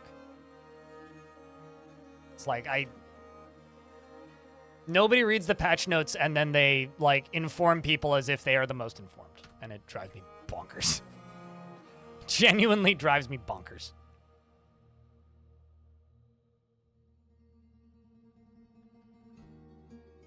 Yeah, literally, that's all you have to do is just click uniform replaces clothing. Because and then people will be like, but I want them wearing socks. They don't need to wear socks. Wearing socks slows them down. If you actually care about like having perfected military uniforms, you don't want them wearing clothing under their uniforms. This isn't adventure mode. In adventure mode, you want as many layers as possible. Fortress mode is different than adventure mode in some ways. The simulation is different. What about boots and gloves? So you set, when you're setting up your uniform, let's just say add uniform. Okay, let's make a swords uniform. Breastplates, okay. Helms, yeah, sure. Leggings or greaves, take your pick, or both. I generally just go with greaves because you really don't need both. Then you only need gauntlets. You don't need gloves or mittens unless you specifically want like lead gloves or whatever. Of course, you can select material if you want or color if you care. I don't. Then you just click low boot or high boot. Take your pick. You don't need to worry about socks. and then you just go here and you just click the weapon you want. So let's say short swords, and then you click uniform replaces clothing. Then they will strip all their clothes off, and they will equip everything that they need. And they can wear boots. The problem with boots is they can't wear boots and shoes. They can wear boots or shoes. By default, their uniform doesn't replace clothing, because then you'd have problems with naked dwarves running around everywhere, and it's bad for new players. But if you turn on uniform replaces clothing, then they're fine. If the pair is missing, they wear just one. That might be a cause of something, but I've literally never had a problem with uniforms just doing it this way. No, they will equip two. Gauntlet means pair of gauntlet. Low boot means pair of low boot.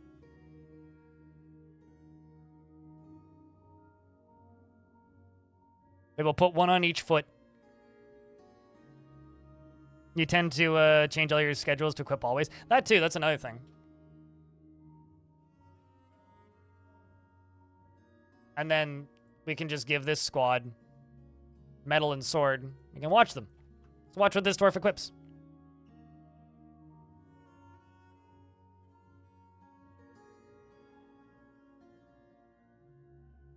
Suddenly the frame rate starts to tank? Uh-oh. What did I do?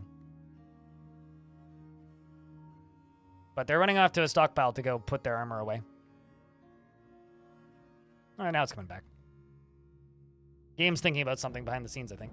Oh, I know why. My squads just came back. So the seize was successful. Just went and seized it.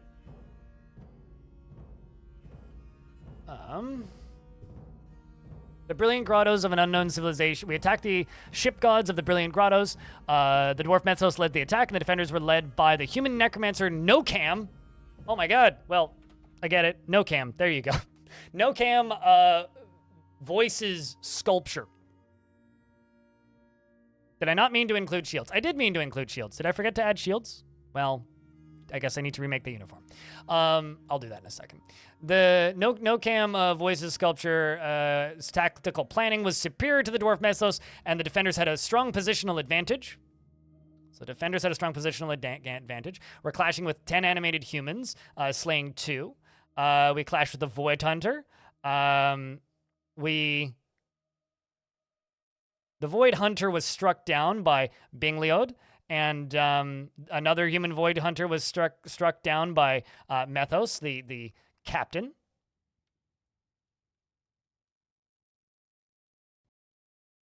And then there's some even fights here, which is fine. Hunter was struck down. Another Void Hunter was struck down. Another Void Hunter was struck down. And then we clashed with a single animated human and escaped. So that went pretty well, I would say. Not a bad start. All right. Yeah, no, I did intend to give them shields. I will fix that. Equip. Sign uniform. Let's kill that one. And add uniform. Body armor. Breastplates. Helms. Greaves. Gauntlets. Low boots. Shields. And swords.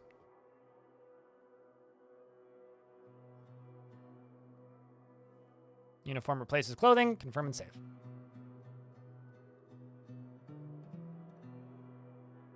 And it looks like I need more gauntlets.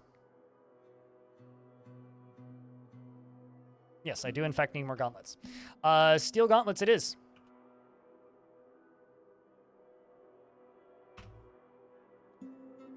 Why not include male shirts? Because they don't need them.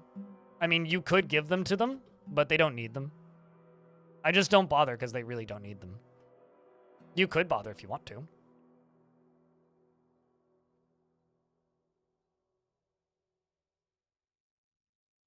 I'm just trying to figure out why this dwarf looks like they're naked.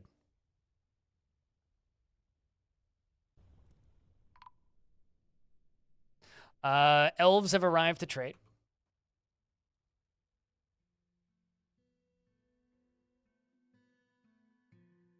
But then you'll end up with naked dwarves running around like this, running around to collect their stuff and their gear.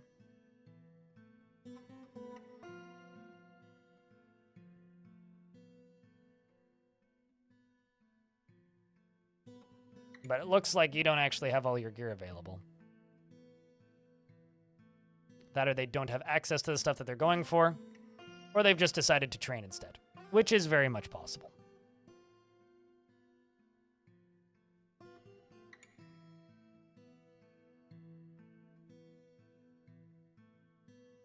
My assumption is that it's not accessible. There you go. Now you're going for it.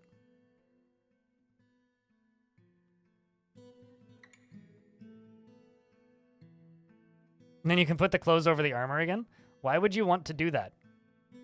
They don't, this isn't a problem, and two, they don't need that. Like, why would you worry about that when it's not a problem? It's only a problem that needs to be fixed if there's a problem in the first place. Can I spam raids and raises with your squad without them being tired? There's no issues with them being tired now. In fact, sometimes I will just make squads of super tantrumy dwarves and just make them leave the map the literal second they come back, and then they just never have time to tantrum. But yeah, no, this isn't a problem, so. Can dwarf soldiers get PTSD? Duh. Is there an easy way to make the clothing industry, or do you have to order every kind of clothing for your dwarves? That is the easy way of making a clothing industry. I mean, you could automate it so that if clothing stockpiles are empty, make more clothing, but I don't ever bother doing that. I guess you could, if you wanted to. I just guess I don't care. Single silver mace and a crossbow. Silver mace. One. And a, let's just say, a single steel crossbow. Was it 1 and 3? Or was it 1 and 1? 1 and 1.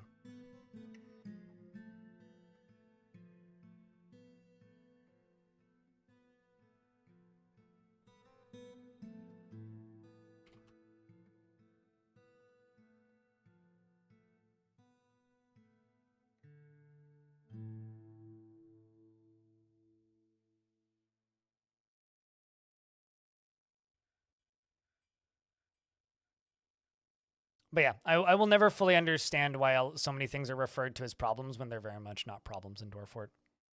Dwarf, you're funny.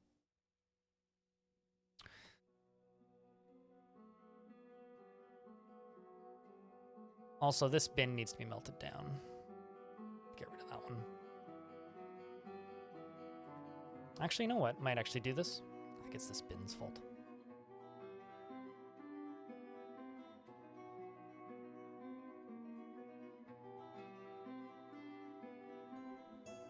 Oh, you're gonna go sleep.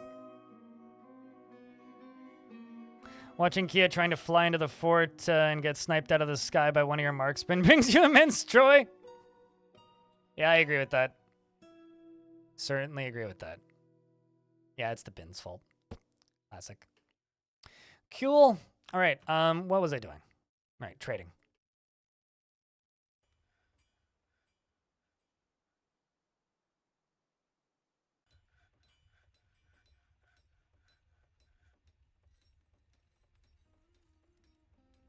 But yeah, I guess incorrect information being distributed amongst the Dwarf Fortress community is one of my biggest pet peeves about the Dwarf Fortress community. It's like, I love you guys, and I love your enthusiasm and need to help.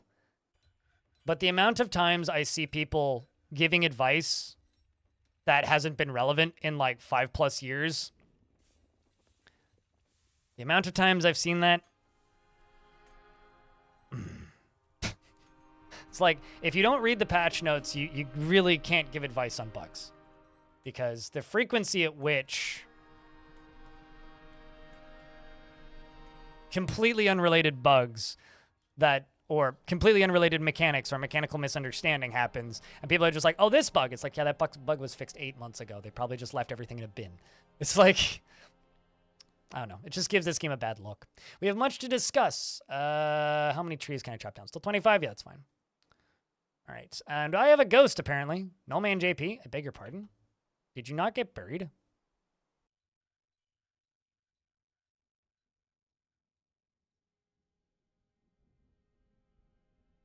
Did you not get buried?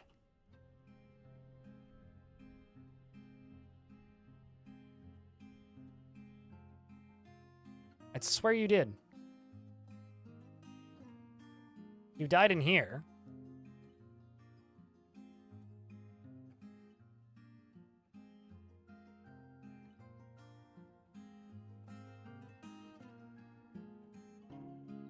Well, that's perplexing.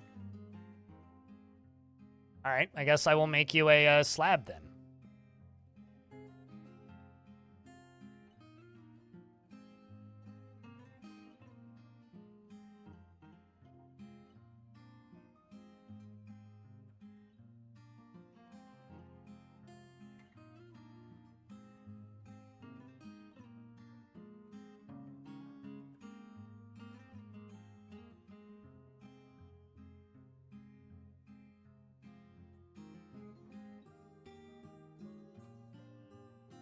Okay, so this dwarf now we are running into the clothing issue, right?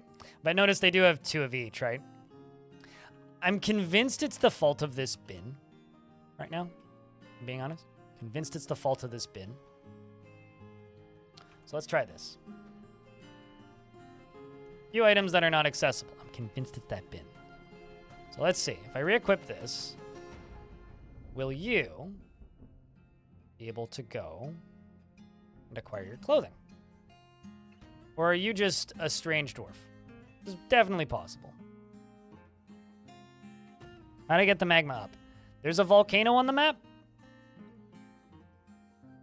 Does nobody know what a volcano is? Does nobody see the volcano like every single time I like just if you look at the mini, there's a giant red dot on the mini map. Probably a volcano.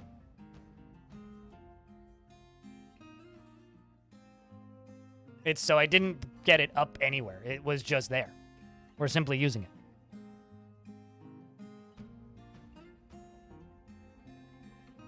Or I could have used screw pumps in theory.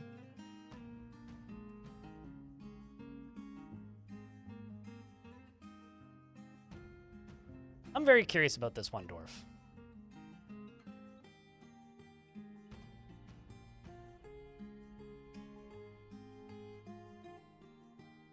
Oh, did you name your stuff? Is that what's happened?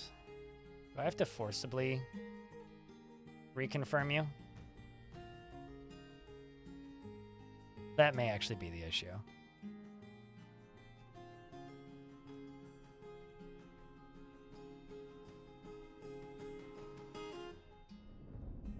Some migrants have arrived.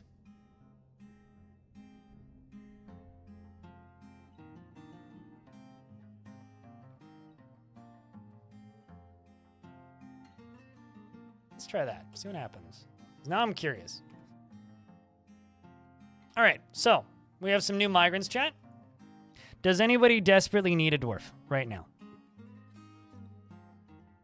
I don't know. I'm legally blind, and I can see, like, red dot on people's mini-maps. I'm just skimming.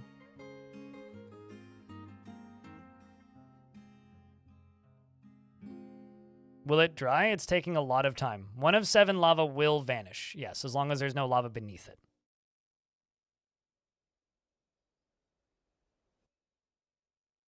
Mr. Mac has little time for forgiveness and will generally seek retribution. He is often sad and dejected and is often nervous, and he likes to brawl, and he tends to form only tenuous emotional bonds with others. He does not easily hate or develop negative feelings, and he's moved by art and natural beauty, and he's troubled by this since he dislikes the natural world. He does not easily fall in love and rarely develops positive feelings, and he thinks he is fairly important in the grand scheme of things. He occasionally overindulges and is brave in the face of imminent danger, and generally acts with a narrow focus on the current activity, and you're joining the military. Congratulations. Assuming I have a free space. Do I? Yes.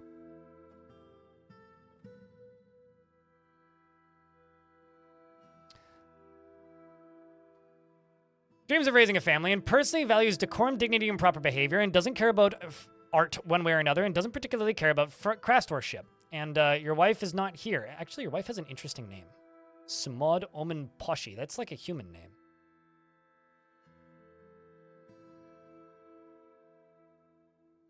Huh. Member of the Cult of Tombs and the Coven of Burials. They sound like lovely people. This person over here is Urban Keel Hall.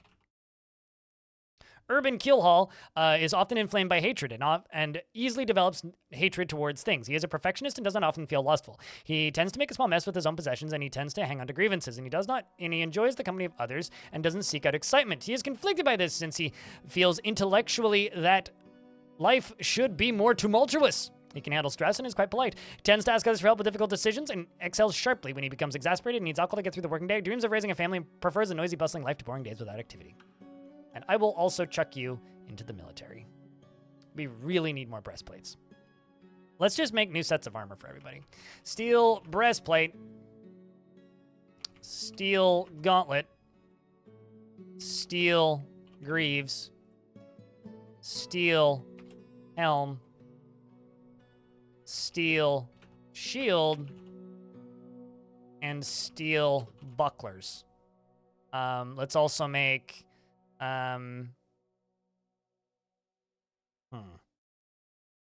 Steel low boots. And let's do 15 of each.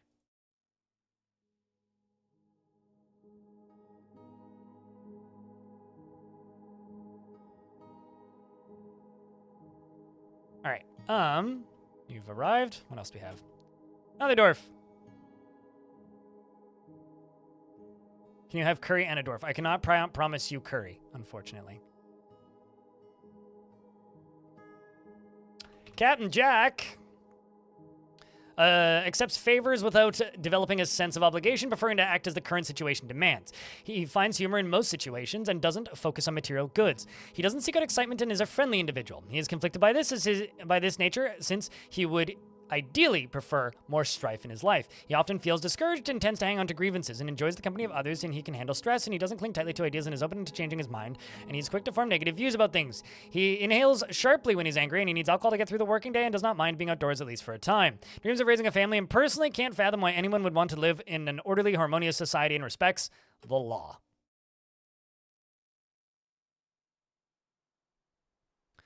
Curry Goblin. Boglin is related to Budgie. It's Budgie's mom. You are Budgie's mom. Congratulations. She is deliberately cruel to those unfortunate enough to be subject to her sadism. I guess that's why Budgie left and moved here first. Generally finds herself to be quite hopeful about the future, and she lives a fast-paced life and doesn't often experience strong cravings or urges. Also, Budgie moved here with their dad. So I'm wondering now, did Budgie and their dad leave home and move to Firebolt because mom was a meanie? Now I actually wonder. Lives a fast-paced life and doesn't often experience strong cravings or urges. Generally is quite confident of her abilities when undertaking specific ventures. She tends to form only tenuous emotional bonds with others, and she can easily fall in love or develop positive feelings. And she can handle stress, and she is not particularly interested in what others think of her. She dreams of creating a great work of art and personally does not care about friendship and doesn't really see the point of working hard. Yep, that checks out.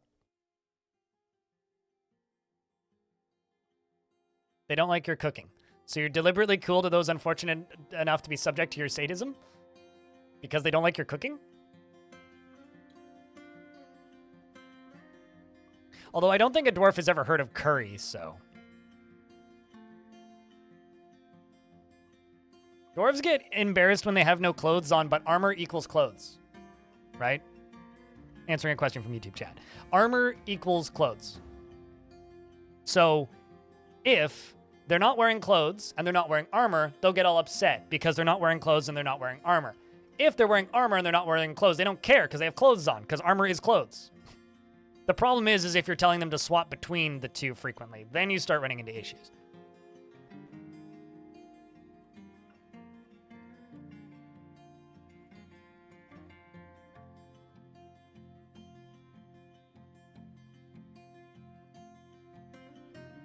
Just a bad cook, but enjoys forcing people to eat their bad cook. Not just a bad cook. They're a bad cook that also, like,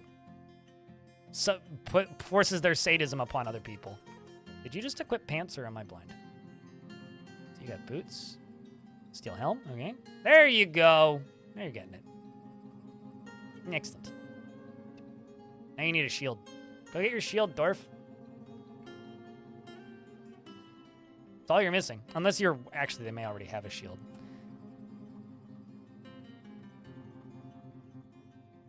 No, they don't. I was gonna say they might have it strapped to their back. I'm sure you'll get a shield eventually. Narvicius the cook has been found dead. I beg your friggin' pardon?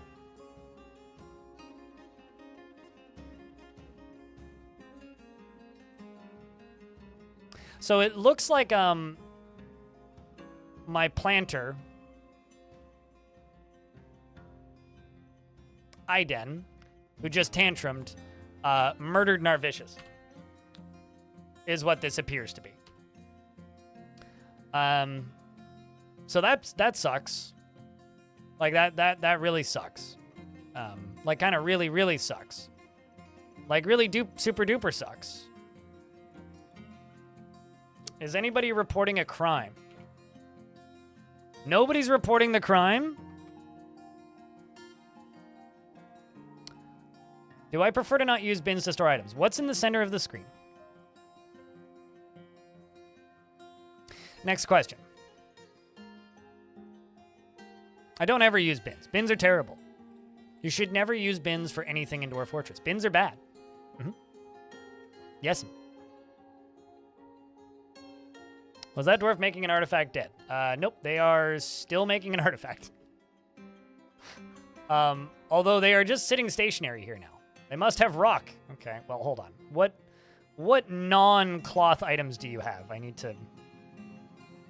You have gypsum, bituminous coal, durian bone, logs, possibly?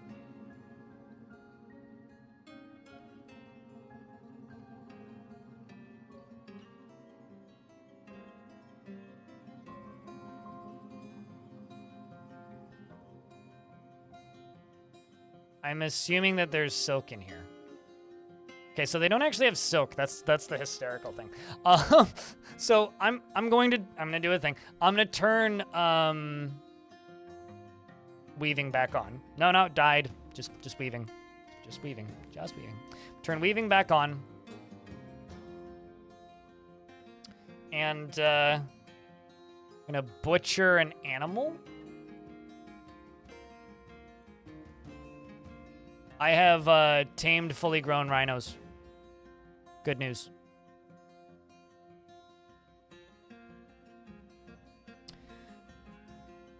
And hope that they're able to fix this. I don't know. We'll see. Let's see if this dwarf goes back to it. Stare at this dwarf for a second. It won't be a thong because it's a stonecutter shop, so it'll be a piece of furniture. So TLDR on bins. You don't want bins to store armor, and you don't particularly want bins to store food. You also don't want bins to store seeds. That's about it. Bins are fine. I've got tons of wood. Nope, they just want more cloth. All right, dwarf, you just keep going for all eternity. I give up. Eventually, one day, you will finish the art of... Actually, I wonder. Hold on. Let me test something. Let me try something.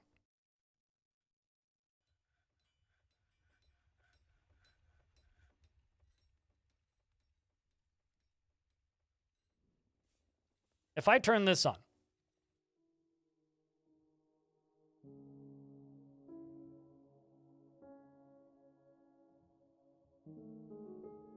I would advise against that, Kenzie, because you should always find solutions within the game mechanics to fix things. So my advice is make all of your bins out of metal. And then if you need to get everything out of a bin, set it as high priority meltdown item. So melt metal object, set it to highest priority, and melt it down. Then you'll get all the items out of the bin. Because it's better to have actual in-game solutions instead of DF hack halfway fixes. Forcing something to work in DF hack is not fixing the game.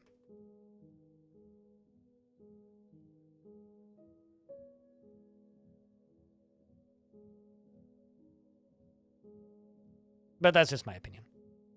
Make your bins out of metal.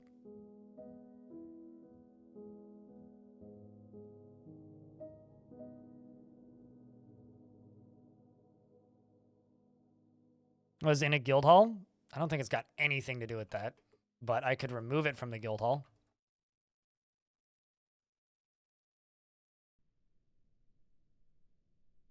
Bunk.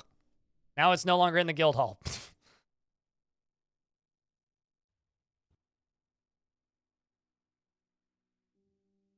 I'm pretty sure it's got something to do with burrows currently, but... the Scholarly Creed has many worshippers in Firebolt, now requires a temple and a priest. I'm not familiar with that faction at all, or with that religion at all. So, I'm going to send my squaddies out to go murder more dudes. We're going to go pillage this location.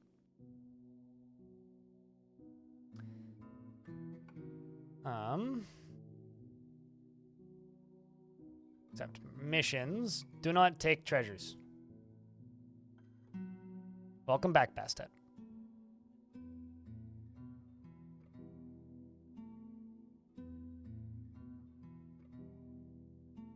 Then he immediately started construction. I don't think he's done that yet. I mean, that's interesting. That's new information to me then.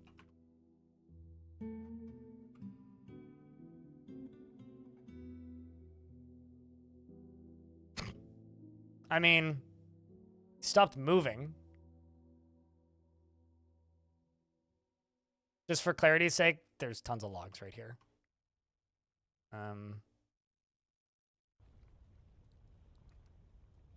assuming he just needs more cloth.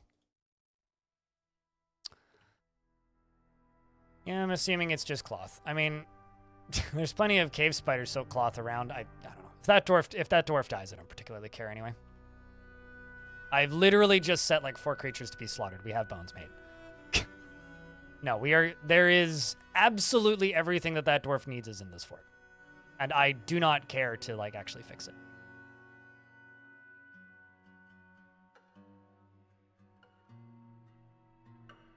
How do I have a ton of magnetite on the same tile? It's called a quantum stockpile. Use one of multiple solutions to make them. Where's another massive stack of things? There was one there for a bit, but it moved. I think that's literally the only one I have in this fort. Yeah, it's a quantum stockpile. I have a video on YouTube on how to make them if you want to watch it.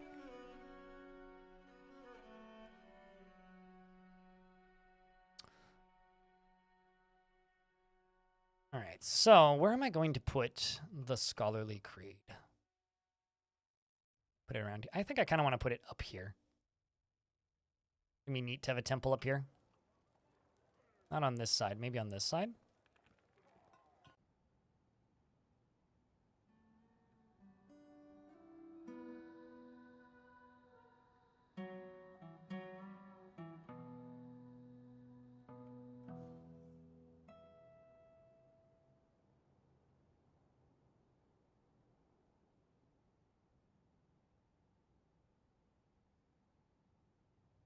I think this is that religion that worships knowledge.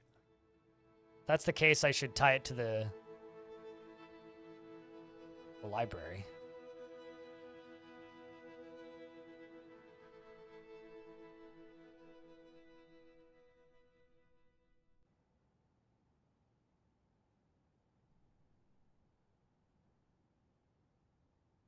Now let's see this. What happens if I put it back into this? Nothing. That's interesting. That is interesting. We'll try slaughtering a couple more animals, but I'm kind of doubtful that it's going to fix this at this point.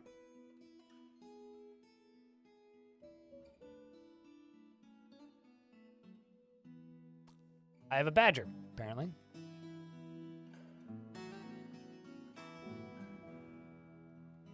But my assumption is that they probably just need cloth. Or more cloth, I suppose. The Human Explained. I think I should read that book.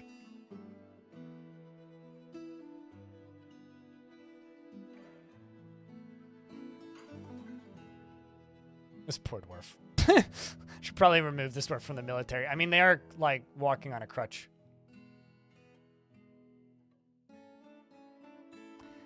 I'm going to state this again. Chat room. I have a pile of wood in my fortress of mushroom wood and non-mushroom wood. So I'm not looking for your suggestions. I can assure you, everything that dwarf needs is available and in my fort. If the dwarf can't figure out how to get them, that's fine. At this point, I would rather the dwarf dies and I get all of those items back. Okay? If they want to complete their artifact, they can. And that'd be great. If they don't want to complete the artifact, then I just stop caring. Christ. Doesn't matter. It's just an artifact. A bugged one at that. If they happen to finish it, that's cool. If they don't, well then, stupid dwarf trick, I suppose.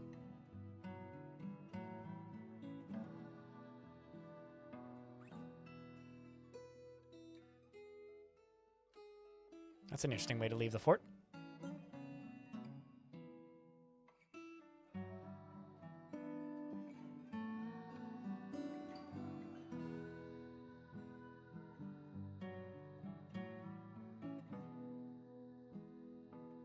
Your comment was about badgers? No, it's fine. I mean, but like this is the pile of wood up here. This is what I'm talking about. And yes, it's completely accessible. It's completely accessible.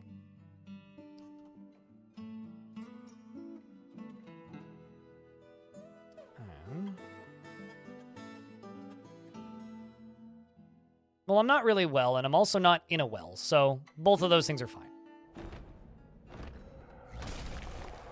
The Forgotten Beast Avuz Amud Urith has come, an enormous three-eyed theropod. It has long, straight horns, and it belches and croaks. Its azure feathers are long and sparse. Beware its noxious secretions. That's gross. Oh, and it's on the level where everything dies. So let's see. Do you find the giant monkey of death?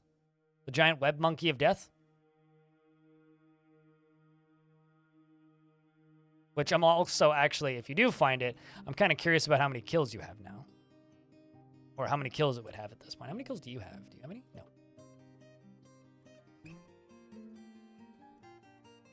There's a Godzilla in this level. But I guess he's going to a different level. Where was I? All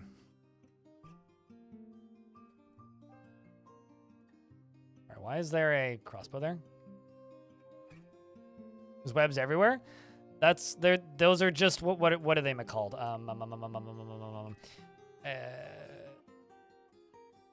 Normal cave spider webs, which are like just everywhere all the time, every time you make a cavern. Because it's full of like normal cave spider webs. That's all it is. Cave spider webs. That's not like an abnormal thing at all. If you seal off any cavern that has cave spiders in it, usually they turn into that pretty quick.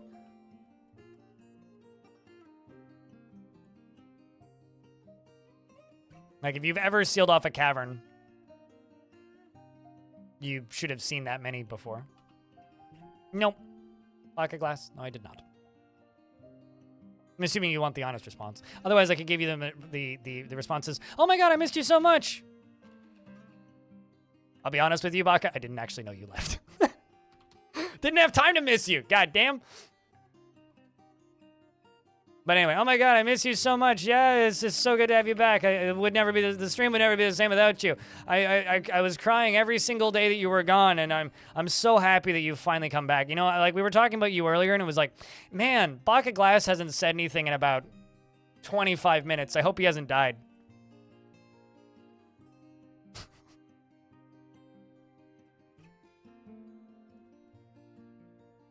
But genuinely, I had no idea you left. We are so on vibe. How could we continue like existing without like this vibe that we got going on here, dude? Don't let him gaslight you. Streamers trying to gaslight you so hard it's like bright as fuck in here. The streamer is trying to gaslight you so hard it's like he's forcing you to look at a light mode browser. What the fuck's going on? I mean, like, who would ever do that to anybody? Definitely not me. Anyway,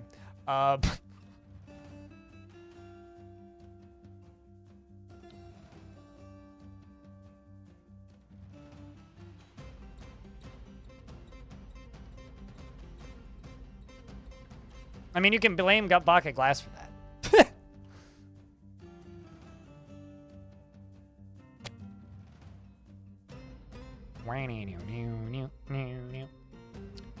Actually, I wonder.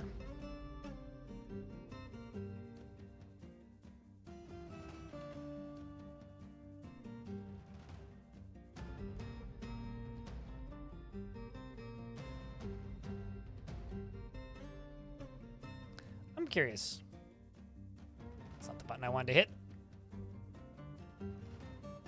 Should also like start spamming like milk animal jobs. Do I have any shearable animals right now? No, I don't. That's fine. Milk animal. Let's make some cheese.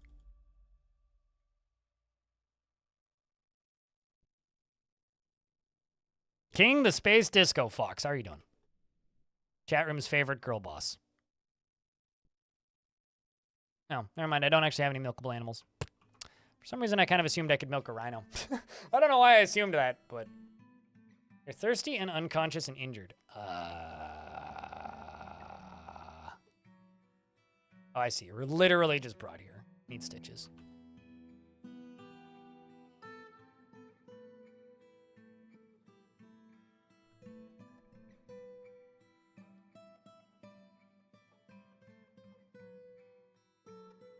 Still existing? Good to hear.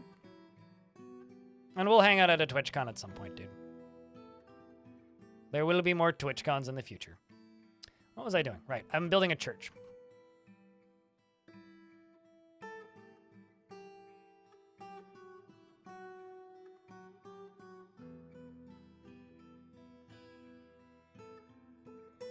Your lovely cheesemaker will help. Well, I mean, I would need milkable stuff first, which apparently I don't actually have.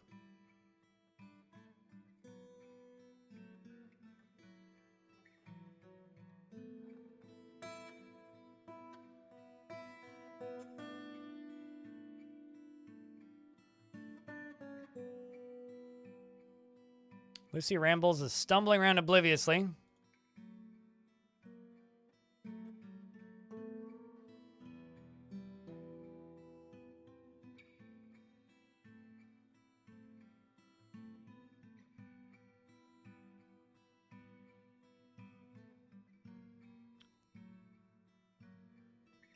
It's like I don't even have any cloth left. It's like I don't even have any cloth left. If this dwarf were to just die, my life would be so much easier in this regard.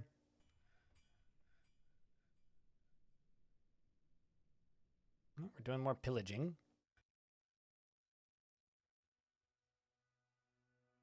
Does this dwarf have like some problem carrying stuff? An artery torn in your foot.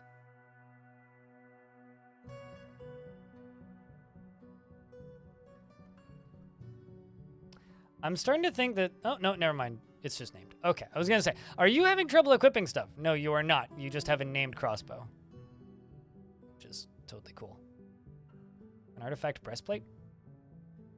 Nope, you're just not wearing one. Well, that's fine. If I can update these guys' equipment because we made some more armor. There we go. Still need a few more breastplates. I didn't realize we'd, like, run out of breastplates. Which does actually happen sometimes. Are we making more? Or is that it? Ah, I see. We're just starting the next round. We're working on the gauntlets first. Turns out I got lots of stuff being made out of steel. And also turns out I think I'm out of steel right now. Steel bars. Yeah, okay. So those jobs are getting canceled because we're out of steel bars currently.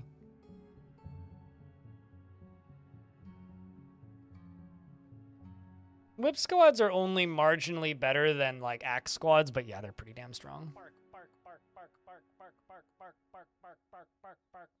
I have a feeling the next TwitchCon will probably be closer to your home as well. Uh-oh. Siege is going bad, chat. But yeah, I have a feeling the next TwitchCon is going to be in California, not in... I'm assuming you still live in California. It's been years. If you still live in the same area, I'm assuming it'll be closer to you this time. Because the one thing we know about TwitchCon is that it's not going to happen in Las Vegas again. They have announced that pretty loudly. They haven't said 100% where the next one is. They've just said it will not be in Las Vegas again, so... Over here, he has a sword! Apparently.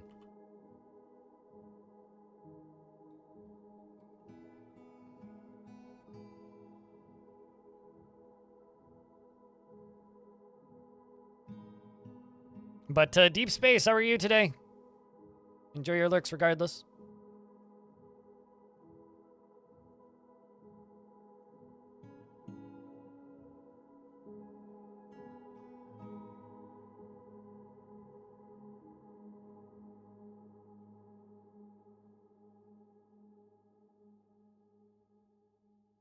It will not happen in Canada, I can assure you of that.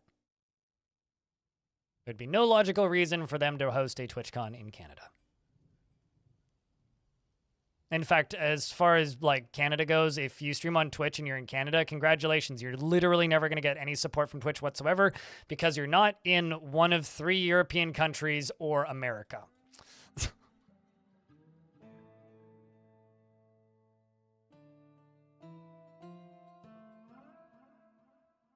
Which is where all of their staff is. There's a brief period of time where we had equal rights to streamers from the US, but the time was a long time ago. Okay, so this is for the Scholarly Creed, which worships the savant of scholarship. We need the value to be 2,000, which we'll get to in a second. Hey, Deep Space Renegade. TwitchCon Fargo. There was a joke running around that they were going to do the next one in Delaware, but yeah, it's not happening.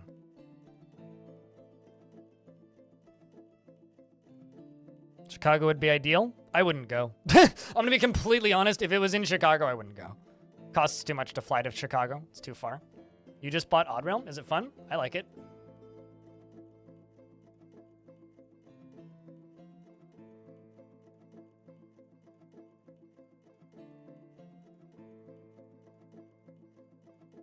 The Sacred Abbey. Mantis could have this job. Imgran could have this job. Lanix could have this job. I'm gonna give it to Imgran.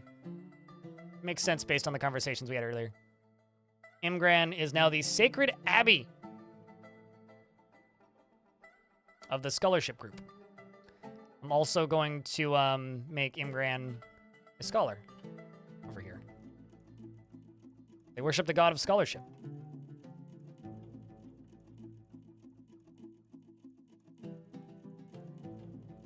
But yeah, I'm expecting it to be somewhere in California. The next TwitchCon, because that's where Twitch's headquarters are. So it's where it makes the most sense to put it. I will also make some rock bookcases. I love that I'm actually starting to run out of rocks. It's kind of a funny problem to have, I'm not gonna lie. We're just gonna come down here and just and just, you know, and just solve that problem a little bit.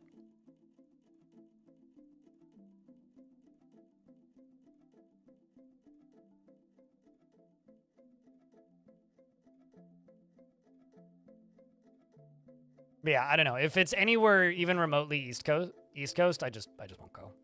It's like, as much as I like TwitchCon, business-wise, it's kind of useless for me. I would actually argue I probably lose money going to TwitchCon. Oh. It's largely just a vacation that I can deduct from my taxes, and unless it's somewhere I want to go, or I'm willing to fly to, whatever. That's my take.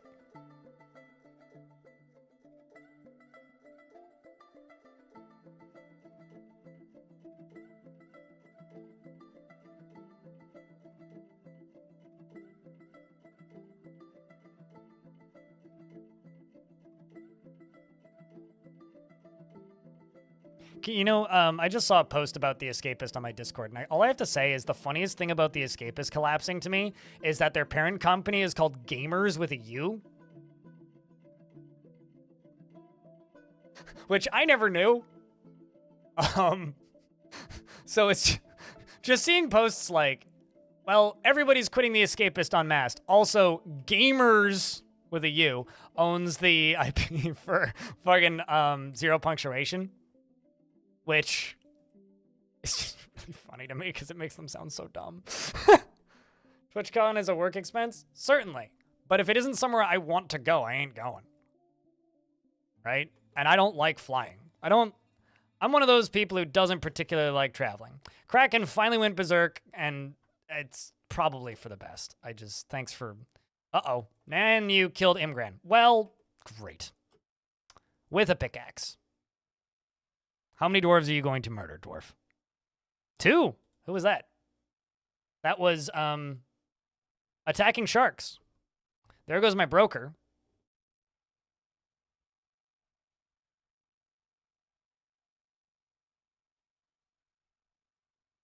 And the dead walk. Hide while you still can.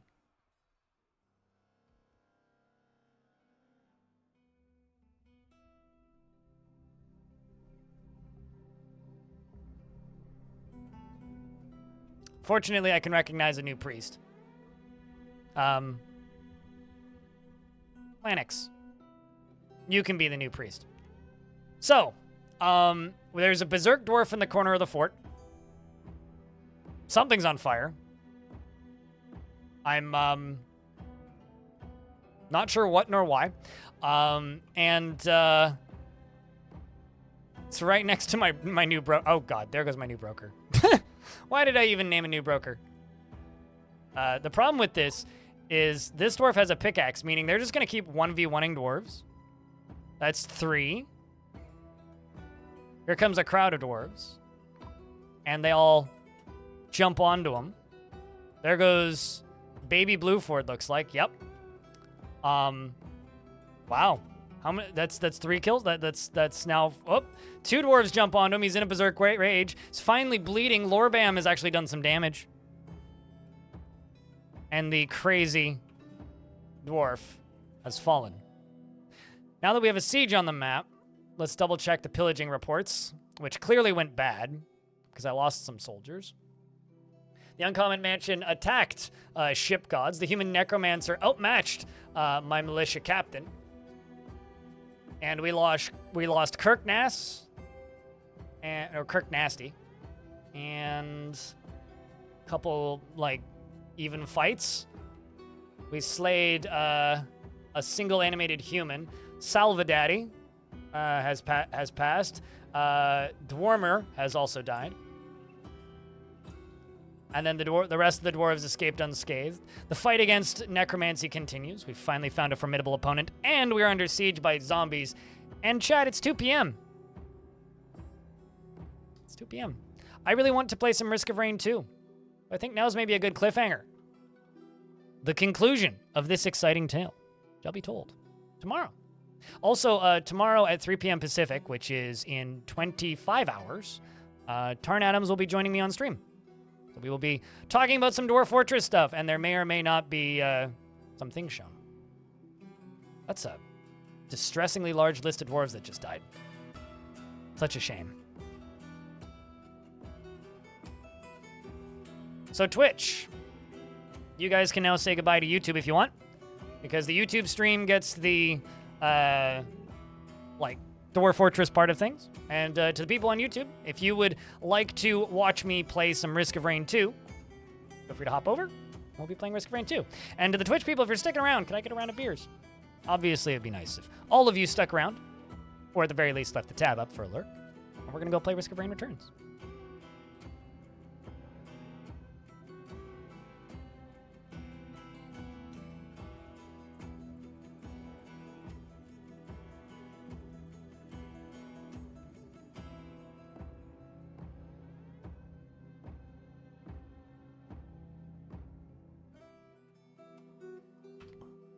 All right.